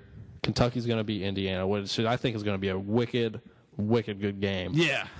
I really want to watch. Indiana, man. Indiana's they gave Kentucky their first loss. Yeah, Indiana's a team that not many people have had going as far as they have in this tournament at the beginning of the season. No, but that's the thing. Cody Zeller is unreal. Yeah, you think he's better than his brother? Yes. I do too. And he's only 18. Yeah. I mean, come on. I remember that State. That's not fair. No. It's like, what are we doing with our lives? Yeah, right. He's good, man. I like when I see those young kids, and it makes me feel old. They're 18 or 19. Hell yeah. Especially in the NHL. I know this is a sidetrack, but in the NHL. Who cares, man? You don't like hockey? I thought you were from Vermont. No, I am. Doesn't mean I like hockey. You should, man. There's like 12 people in the state that likes hockey. Hey, man. I love hockey. Josh Carpenter does too. I know he's listening. But I'm getting some feedback here on my Kentucky pick, and I'm sticking by it, man. I don't think, Indiana, when they beat Kentucky by 1 at the buzzer, they were in Indiana. What's your? Well, my buddy here is saying Indiana over Kentucky. Indiana already won once. Are they going to pull it off again? Well, I guess he's not giving me flack. He's just asking. He's just asking a question. I don't think Indiana pulls it off again. I think Kentucky is well the favorite for good reason. I think this might be the year to Calipari might. I mean, they have the horses. Yeah, they have the horses. Horse in the stable. They can do it. And I think this the Hoosiers have a chance, though. I mean, there's they're definitely a good chance. team. Yeah, but I think this is Calipari's year finally. Yeah, I do too. And people give Calipari a lot of flack for the thing at UMass and then over at Memphis, but I mean, it happens. It's college athletics. Right, yeah. It's a dirty. It's dirty. Let's be real. There's skeletons in everybody's closet. When But you start digging, you know what I definitely see Indiana giving them a wicked good game. But I think it's Kentucky's year. I do too. I think it is. So good for them. But getting more into Calipari, a good little segue into this. Shaka Smart is turning down Illinois. Yeah, which was going to give him $2 million a year. And I have this feeling like he turned down something last year too, but I can't quite remember. I think he did. If anybody's listening, look that up while I talk about this. Yeah. Shaka Smart, he turned down Illinois, which really isn't as great a job as it probably was 5 years ago. But it's an opportunity, right? Back in their Darren Williams days, right? And but still, it's a bigger job than VCU. But he loves VCU. He says he's happy there, wants to stay there. He knows he's happy. He likes the situations he's in, which a lot of coaches do. Right, yeah. And part of me wants to be like, no, good for you for having that loyalty, but come on, man, want something bigger. Take on a new challenge. Does that make any sense? No, that makes plenty of sense. I can't seem to find the article from last season. Wish I type in Shaka Smart turns out offer 2011 or something like that. Yeah, try that. But it's just I would really like for him to take on a bigger job, and I almost feel like hey, here it is. I'm sorry, I cut you off. Yeah, I found it. He turned out NC State. That's where it was. That's right. You're right. NC State. Yeah, Sporting News had that. So yeah, NC State. No, I think it's almost as commendable to have that loyalty, but at the same time, I think it's kind of cowardly to not take on something new. It's almost like he's just satisfied. Yeah, why are you satisfied with being the best team in the Colonial Athletic Association? I feel like he feels like he has a has a payment to the fans of Virginia Commonwealth. I don't know. I respect the man. I mean, of course, it's very humble. It's pretty humble. Yeah, but I mean, if they won a national title this year and he did this, that's another story. That's something else. It's kind of like. But he brought him to the Final Four last year. So. But the Butler head coach, what the hell's his name? Oh God, I forget. But anyways, well, Butler, them doing that well, Butler and him staying there, he got job offers all over the place. Yeah. So that I understand you want to stay there because your team's succeeding. Yes, you're a perennial, like really, really good. Granted, they weren't this year just because they didn't have the same type of players. Yeah. But, you can compare this to that situation. Like Coach Gonzaga's been there forever. Yep. He's not trying to go anywhere, but I don't know. He's made them. And I think Shaka Smart's trying to do the same thing, but I respect it. I just move on to something bigger because VCU is not. That's not. I don't know. It's not a big time job. And a lot of people say that these coaches that take jobs in the CAA or A10 always have that stepping stone aspiration. They should. Yeah. I mean, I understand that. That's okay. Like, I don't think Alan Major should be satisfied with working at Charlotte. No. I think if at UNC Charlotte, which would be great, would finally, return to prominence, and he moved on. He earned it. Yeah. Shaka Smart has earned the opportunity to go. He's also earned the choice to stay. Yep. But man, just I think it's almost cowardly. Yeah, I do too. But respect the man for his humble roots. I do. That's what I'm saying. I'm respecting the man for him being humble and not. I don't know. I don't think it's him being satisfied. I think it's just like he feels like he owes the community something. He's been doing well. That might be. Maybe he feels such a strong tie to the university that he feels like he needs to stay. But it's a business. It's $2 million. It's a business, though. Granted, he's getting a good money there too, but money isn't everything, though. But here's my Calipari remark: is that some people think he's turning down this job, thinking that Calipari is going to make the jump to the NBA and the Kentucky job's going to be open. Right. Ooh, that's a good point. Now, if Calipari, which the only place I would see him going is New York Knicks, which I think that's the talk. Since D'Antoni's gone, I think. Yeah, but what's his name's doing pretty well as he took over. No, yeah, but it's New York. They're going to make a push for Phil Jackson or John Calipari, I think. Now, if either one of them goes there, that's yet to be seen. But if Calipari goes to New York and Shaka Smart gets offered the Kentucky job, then I'll get off his back. But I don't know if he's really. I don't know if he's that yet. I don't know if he's a Kentucky coach. That's a good question, but Kentucky might just see, hey, he did take a team to a Final Four from a CAA team. Imagine what he could do with the talent that Kentucky brings in on a yearly basis. I don't know. That's an NBA factory for players. Is Kentucky? Right. What's his name? I think Calipari's an NBA factory. That's true. He's the foreman of that factory. But man, I really like John Calipari. Now I think there's some dirty used car salesman in him. But hey, you need that in college. But hey, there's just something about him like, God, whenever you talk, I like what you say. Yeah, he's easy on the ears. I mean, he can look at me and be like, you know what, son? I don't think you're a very attractive young man. But he'll say in a way, I'm like, you know what? You're right, John. You know, you are. I am hideous. Hey, by the way, I saw that commercial you were talking about during the NCAAs with the car sales, the recruiters. Yeah, that was funny. I'm sorry. I just thought I'd say that. You thought about Camry, son? That's the best 3-point turn I've ever seen. Yeah, I love that. Those are good ones. Those are great. But we're gonna take another quick break. Actually, no. You don't want to? No. I'm ready to go. If you want to keep going. Ready to go? Yeah. Let's. I have some more NCAA stuff, man. All right, I don't know why I jumped the gun on that one. Yeah, well, I hope you didn't leave us. No, we're still here. Speaking of the NCAA tournament, Brittany Griner is all of a sudden getting all kinds of attention. Brittany Griner. If you don't know who Brittany Griner is, she's the 6'8" center for Baylor, the women's team, and she is dominant. She's unreal for a female basketball player, and she dunked in a game the other night, and it's the second time any female has ever dunked in the tournament. The first one was Candace Parker. Yep, Candace Parker. And it's such a big deal now where I don't think it should be a big deal. Have you seen this girl? She's a big woman. She's 6'8". I watched the sports 7-foot wingspan. According to Sports Science, she has a longer wingspan than Andrew Bynum and bigger hands than LeBron James. That's unreal. Yeah. Yeah, LeBron James and Bynum themselves are unreal, but now you're trying to tell me that there's a girl that's like a crossbreed who's even more unreal, and I think she should be dunking more often. Why is she just now dunking? If I was her, I'd be slamming on girls left and right. Is dunking just socially unacceptable to the female sport? I mean, I don't know. I would be slamming fools left and right. Like we were talking about unwritten rules in the NFL. Is it just one of those things where you just don't do it to show up on our team? I mean, what was the quote she had? Don't come in my paint or something like that? I watched the Sports Science, and they were talking about how unreal she is, and they showed her blocking shots, and she comes over to the camera, and this is literally her voice. She's like, don't come in my paint. Don't come in my paint.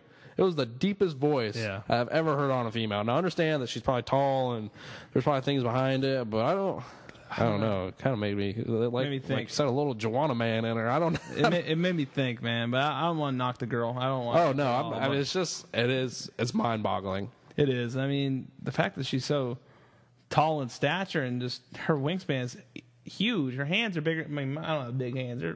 No, her hands are like two of our hands. She grabbed my hand like 4 times. I mean, look at that.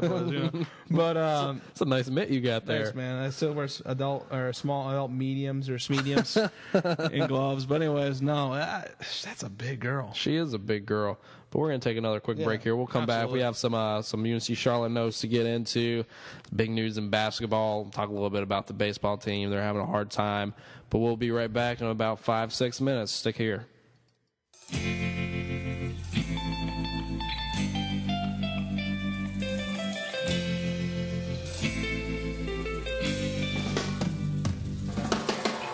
stand my ground in stormy weather. We're picking up the pieces that we dropped along the way. We rise and fight and fall together. Anything to forget the problems of yesterday. Whatever they say is not the only way I know. Whatever they say is not always, not the only way for me. Whatever they say is not for me. The sun will rise and fade your bruises, but it can never cleanse your body of the wounds and battle scars. We all just fight for some reaction, but you get yours and I'll get mine and they'll get theirs. Whatever they say is not the only way I know. Whatever they say is not always, not the only way for me. Whatever they say is not the only way I know. Whatever they say is not for me. They tell us to keep pushing on. I said we can move much more forward. With our feet pushed hard to the ground now. Don't you know how hard it is to heal? Don't you have any idea what it means? But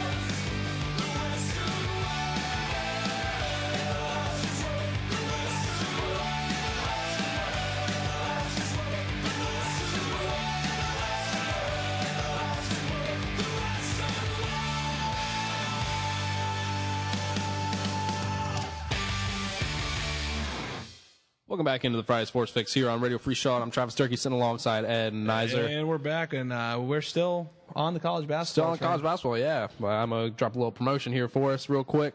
Feel free to get us on our Facebook page, the Friday Sports Fix. You can get to it, like our page. You can talk to us while during the show.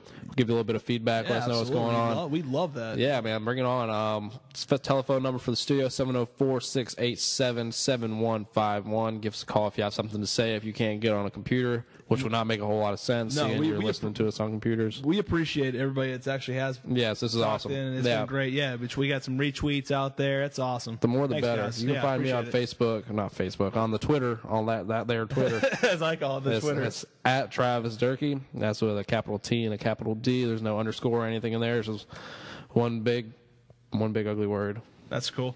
Mine's a big. There's an underscore in the middle. It's at Nizer_Nation49. Nizer spelled Niser. Nation. Yep. You should know how to spell that. At NizerNation49. Tweet us, and I know a couple of our followers have. Pete Hurdle, Michael Mitchell retweet us to their followers. That's cool. Hopefully those people are listening in. All right, we're going to get a little here, some Charlotte notes. The big news story of the basketball program, even though the season's done, disappointing season, but apparently Jamar Deuce Briscoe is transferring out of Charlotte. Yeah, I don't know if a lot of people saw that, but no, not at all. It's big news. You know, it's no other way to say it. He was a starter. I was expecting to have him back next year, holding down the two guard. But to be completely honest with you, he wasn't a whole lot to the team this year. No, I mean he was one of those guys that this year I felt that he came off the bench a lot at the beginning of the year and provided a little bit of a spark from, he hit a couple 3-pointers and the team really needed him to set the tempo a little bit, get him back into it. But this team was trailing way too early in games, and it's always more energy expended when you're trying to come back from a big deficit. Right. Well, because a couple years ago he was a starting point guard. And he flourished as the point guard. But Perrier Henry took his spot, pushed him over to the 2 guard. Yep, Henry. And he's not a 2 guard. He's an undersized 2 guard. He's a scoring point guard, and he's just kind of a minute eating 2 guard. Yeah, that's a great point. And Henry is gonna be the face of this program for years to come. I think he proved himself as a freshman. He really did. Yep. He's got a lot of the intangibles that you like to see in a player, and he showed that he can make an immediate impact coming in. And now some of these recruits coming in Leicester and the other ones, bring those in with a young nucleus of players. There's still some players left over and be pretty good next year. I think it's good for this program. With Perrier Henry, but Deuce Briscoe, I don't know. There's something going on. There is something going on that we don't know about. Because the story. No, David Scott had it on Charlotte Observer blog. His mom, and he's, the Allen Major, was that his quote? Allen Major saying they're trying to find somewhere for him to go. Pull up I can pull it up. Yeah, I thought you still had it up. But anyways, I had it up, and then apparently emails, but David Scott got in touch with Briscoe's mom, who had a completely different take than what the basketball offices gave to the Observer. Right. And a Major was like, we just wanted Deuce to find a situation that would make him happy. And Deuce's mom says, the coaches told my son that they could not make him happy. Yeah. That's just kind of conflicting, and it's, I don't know, like a lot of people said, and he seemed like he wanted to be here. He seemed like he genuinely enjoyed being a 49er. And it doesn't seem like something Briscoe would have done. Yeah, I have the exact quote from Coach Major. Head coach Allen Major. It came down to us wanting to be able to help Deuce find a place where he can be the happiest. Yeah, right. And what did Deuce's mom say? His mother said, my son was told by the coaches that they couldn't make him happy. And that's simple quote, but it says a lot. Simple quote, but yeah, they're very conflicting quotes. It's like what's going on? I don't know what. There's something not being said here, and I'm sure there's a lot of things that we're not. I know Josh made a comment saying, he didn't think you would transfer. As we said, I'm going to plug Josh again. He's on the 49er, the Niner Report at Rivals.com for Yahoo. Does all the recruiting stuff on football, basketball. Does a great job at it. He pretty much does it one-handed, so good job to him. Produces the site, writes everything. But he had to say, from speaking with him for 2 years, he really cared about the program and his team, and he wanted to find a way to get better. So basically, it seems like the departure was involuntary. That's what he's saying. That's what Josh is saying. And that's it in a nutshell. That's and it's just kind of, Josh.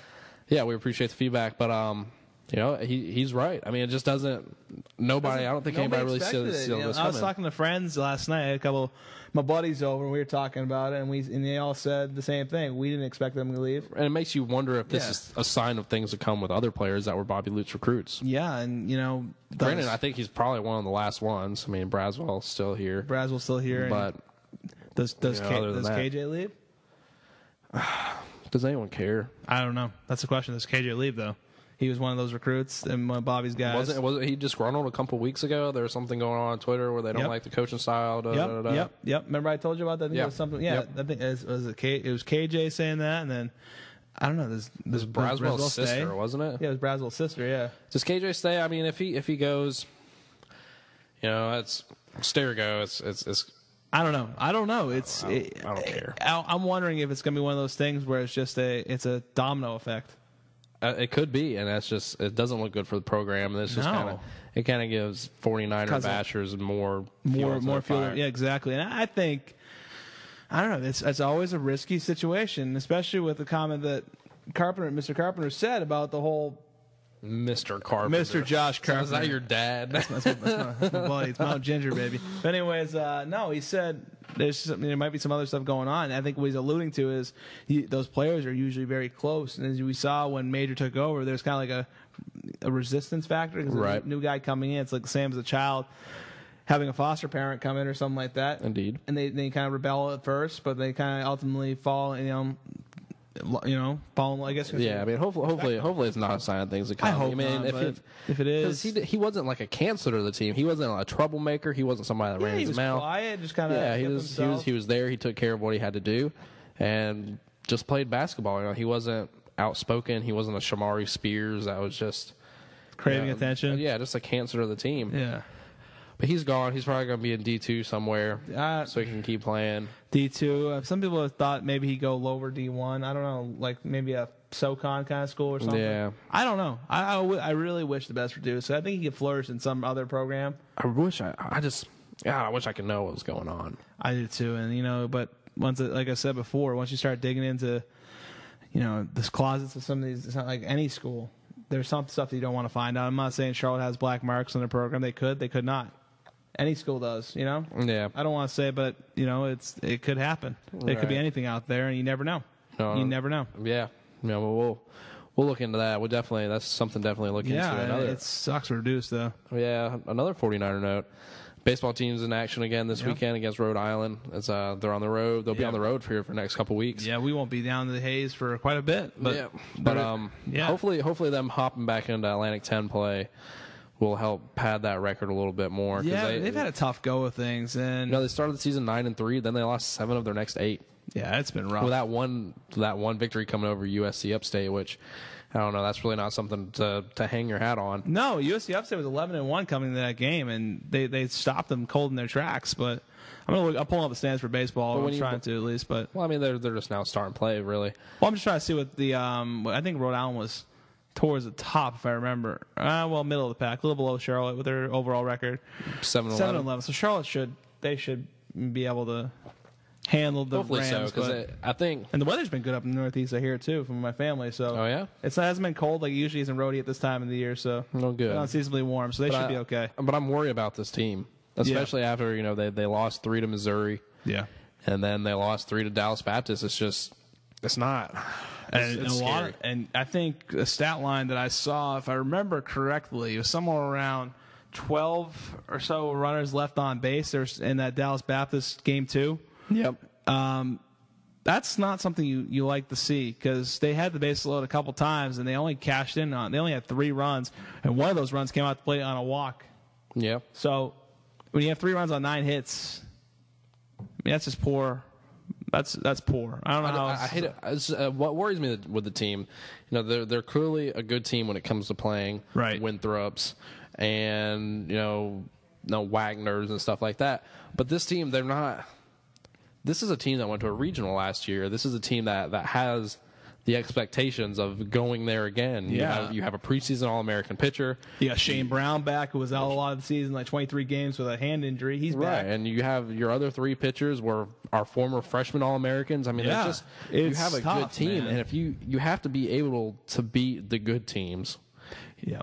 You know, it's all good and well if And you can take down, St. Peter's and High Point and all that. And head coach Lauren Hibbs, well, we didn't take that High Point on the road, but they beat us at the beginning of the year. But head coach Lauren Hibbs, he put together his schedule because he wanted his boys to be tested. He wanted them because he knows his team, the capability of this ball club. He wanted his team to be tested. And everybody keeps saying the A-10s win those conferences where you absolutely have to win that conference tournament. That bid, but it's going to be interesting this weekend. It really is, and I'm just not used to seeing a 49ers baseball team being 500. And they're 1-4 on the road. That's tough. The only win they have on the road was against Winthrop. Well, I guess it's a good thing they're at home most of the year. Yeah, it's going to be tough, man. It really is for this team. But I think they have. I like them hitting their hitting their rough patch here at the beginning of the season because it gives them a lot of time. Yeah, get out of your system. See, I talked to Coach Hibbs after their last loss to Dallas Baptist. I'm like, is it good to play these teams now before you jump into Atlantic 10 play? Is it kind of a wake up call? Yeah, that's a good question. Yeah, of course he did. I don't know. Hibbs never really tells you too much. That's good. I like that from Coach. Yeah, not as a media member, but as a fan. As a fan, yeah. I mean, he's like we're competitive. He's like that's what we take from it. It's not like we got our doors blown off. But in some games against Missouri, they kind of did get their doors blown off, if I remember correctly. Yeah, Lauren does a good job with these boys. I can almost see him being the kind of coach. He's kind of quiet on the field and during like post game interviews and stuff. Yeah. But when he goes in there, I bet you he tries to light a fire on them and try to tell them, guys, what's going on. They need to. I mean, he's like we're all frustrated, but it's just they're playing good teams, and I want them to be able to beat the good teams. Yeah, it's almost discouraging seeing. It's like, yeah, oh, great, we beat USC Upstate. It's just, right. But I want to see these wins against this interesting stat, Travis. Schools. I mean, from last year, I remember the stat line on the starters' earned run average being, low twos, high ones, and now it's a 3.78 earned run average, which is the pitching's been kind of disappointing. It's been disappointing because it's the same staff. There's really no reason for it to be slumping. And what I've seen from the pitchers here at Charlotte, I mean, I don't think they're mixing pitches the way they should. Like in some situations where you got a 1-2 count, you got a couple waste pitches. Why not try to go with that curveball down and away to get in the chase? Right. But they always come back with a curveball inside, trying to jam them on the hands, respectable, or come back with a fastball and the kid just deposits it in the left field. It's all pitch count, mixing your pitches, and you know how to do it, know how to work. But player that's been impressed me has been Wes Hatley. He's been doing really well. Wes Hatley's been doing well. I mean, there's a lot of there's guys you can say they've been doing well, but there's some that they aren't living up to potential. I can name drop all day. Name drop. I mean, Shane Basin, the kid he's been really good for this program. He's been an error machine. He's been churning out errors more than a car company churns out cars on a daily basis. I mean, he's been. I don't know. I'm kind of disappointed with him. I really am because he's been a good player. Justin Seeger's finally coming on a little bit. Man. I think he's going to start. He's a heck of a defensive player too. Yep, he's a good first baseman. Yeah, Corbett Shive is playing well. Shive's been doing well. What's the deal with Steedley? I meant to ask Ryan Rose. Oh, Steedley's back. He's back. He's back and playing. Where was he? His ankle was injured. He's injured his ankle. No, he needs to stay healthy. Ross injured his ankle. I think at the Missouri series, where he's running down the base paths. It was I think it was wet a little bit. And that's what happened. It's hard to imagine you can get hurt running that slow. Yeah, I mean, he's a catcher, so he's a catcher. He's going to come some flack. But, I mean, I like big old Ross, and he's a character, too. Yeah, they need to turn it around. They will. I think they will. I mean, conference play, I know Atlantic 10 isn't a very, very heavy baseball conference. No, it isn't. But you do have those teams that are decent, such as Richmond, but we don't play them this year. I don't believe. Last look at schedule, I don't think they play Richmond. No, they don't. But they play St. Louis, has been top of the crop this year. But St. Louis really hasn't played anybody to start the season. They've got most wins, but they really haven't played many out-of-conference games that are worth writing home about. But looking at the conference schedule, Charlotte's got Rhode Island for a 3-game set this weekend, and they go out after that to play USC Upstate. Just kind of a little brief midweek meeting. And then Xavier at home. That's pretty much the start of April, end of March 30th through the April the 1st. And High Point comes back in for that return game. Mm-hmm. And then you got Dayton, who's a pretty decent team, Temple, St. Joe's, and then they round up the year with St. St. Bonaventure travels here at the end of the season. All right. So, I mean, They can win these conference games. Oh, without a doubt. Yeah, Without a doubt. I fully expect them to. They won't win them all because that's how baseball works. That's Right, why you yeah. play a 3-game set. Exactly. But I expect them to take series, at least 2. You maybe lose 1 here and there. St. Louis always a hard team to play. They have always given Charlotte headaches. Exactly. Well, we're going to get here to our final news and notes the way we always do on the show. Spend the last couple minutes of the show running through a couple little things. First off, Dwight Howard decided he's not going to opt out of his contract in Orlando. What do you think about that? Hey, I mean, he wants to stay in Orlando. He's been successful there. The fans like him. Why not? Yeah, I think it's very commendable on his part. You know, I don't understand why he waited so long to say he wasn't going to opt out. I think he was trying to test the waters to see what people were offering him. Yeah, there's way too much of a circus around it, though. Dwight Howard is a media circus. Well, In the door. Remember when he came and played the Bobcats? All the Magic fans showed up. I mean, it's fans always turn out for the other team at Bobcats games. Who goes to a Bobcats game for the Bobcats anymore? Rufus. Rufus. No, Bobcats. No, Bobcats finally. They're trying to win with you more. They finally booted Boris out of the door. Wow. Yeah, what's going to happen to his restaurant? At the center. I remember when I was doing a blog, I was working for a blog site covering the Bobcats. First thing Boris says, you should try my restaurant. Yep, so I'm taping. Which one's his restaurant? Mortimer's? Mortimer's is his? Yeah. He probably eats everything there, probably.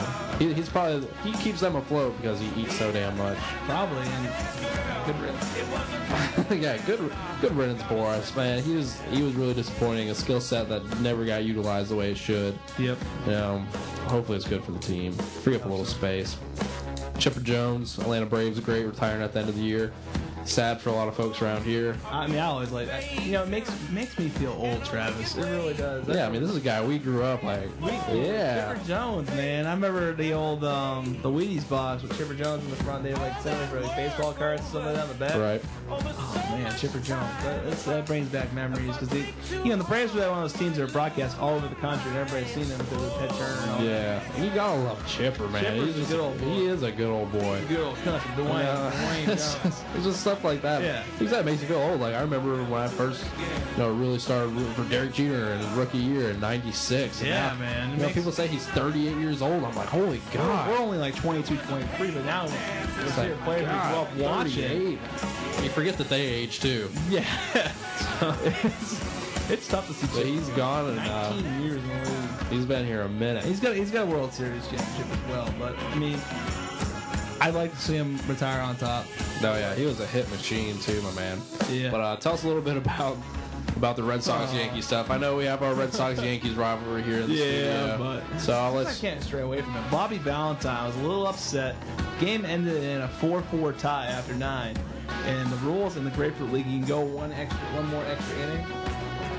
So, I mean, and then the Yankees, Joe Girardi and his staff just kind of walked off the field. The team just walked off the field. Usually the umpires would come and convene at home play and say, you guys want to play an extra inning? Nah, we're good, But the whole thing was Boston had a player up in the bullpen, and it's a time to reevaluate. What do you think about that? I mean, it's time to reevaluate. It's spring training. Give the guys as much work as they can. Right. I mean, if that's how it really happens. See, I don't know. You're the one that told me about this. Like I said, I don't have cable, and I'm not allowed to watch I might my be TV. biased from Red Sox fan. Well, you probably are biased. Yeah, I mean, granted, that's okay. Now, from a Yankee standpoint, I gotta know why. What I don't know is did they just go and did they think the game was done, and then they asked them to come back out No, there was no asking him to come back out. I mean, you saw the boys packing up their bag and just walking in the clubhouse. after 9 innings? Yep. Did they know they wanted to? Did they know the Red Sox wanted to play 10 innings? The Red Sox put the guys on the field. They were warming up.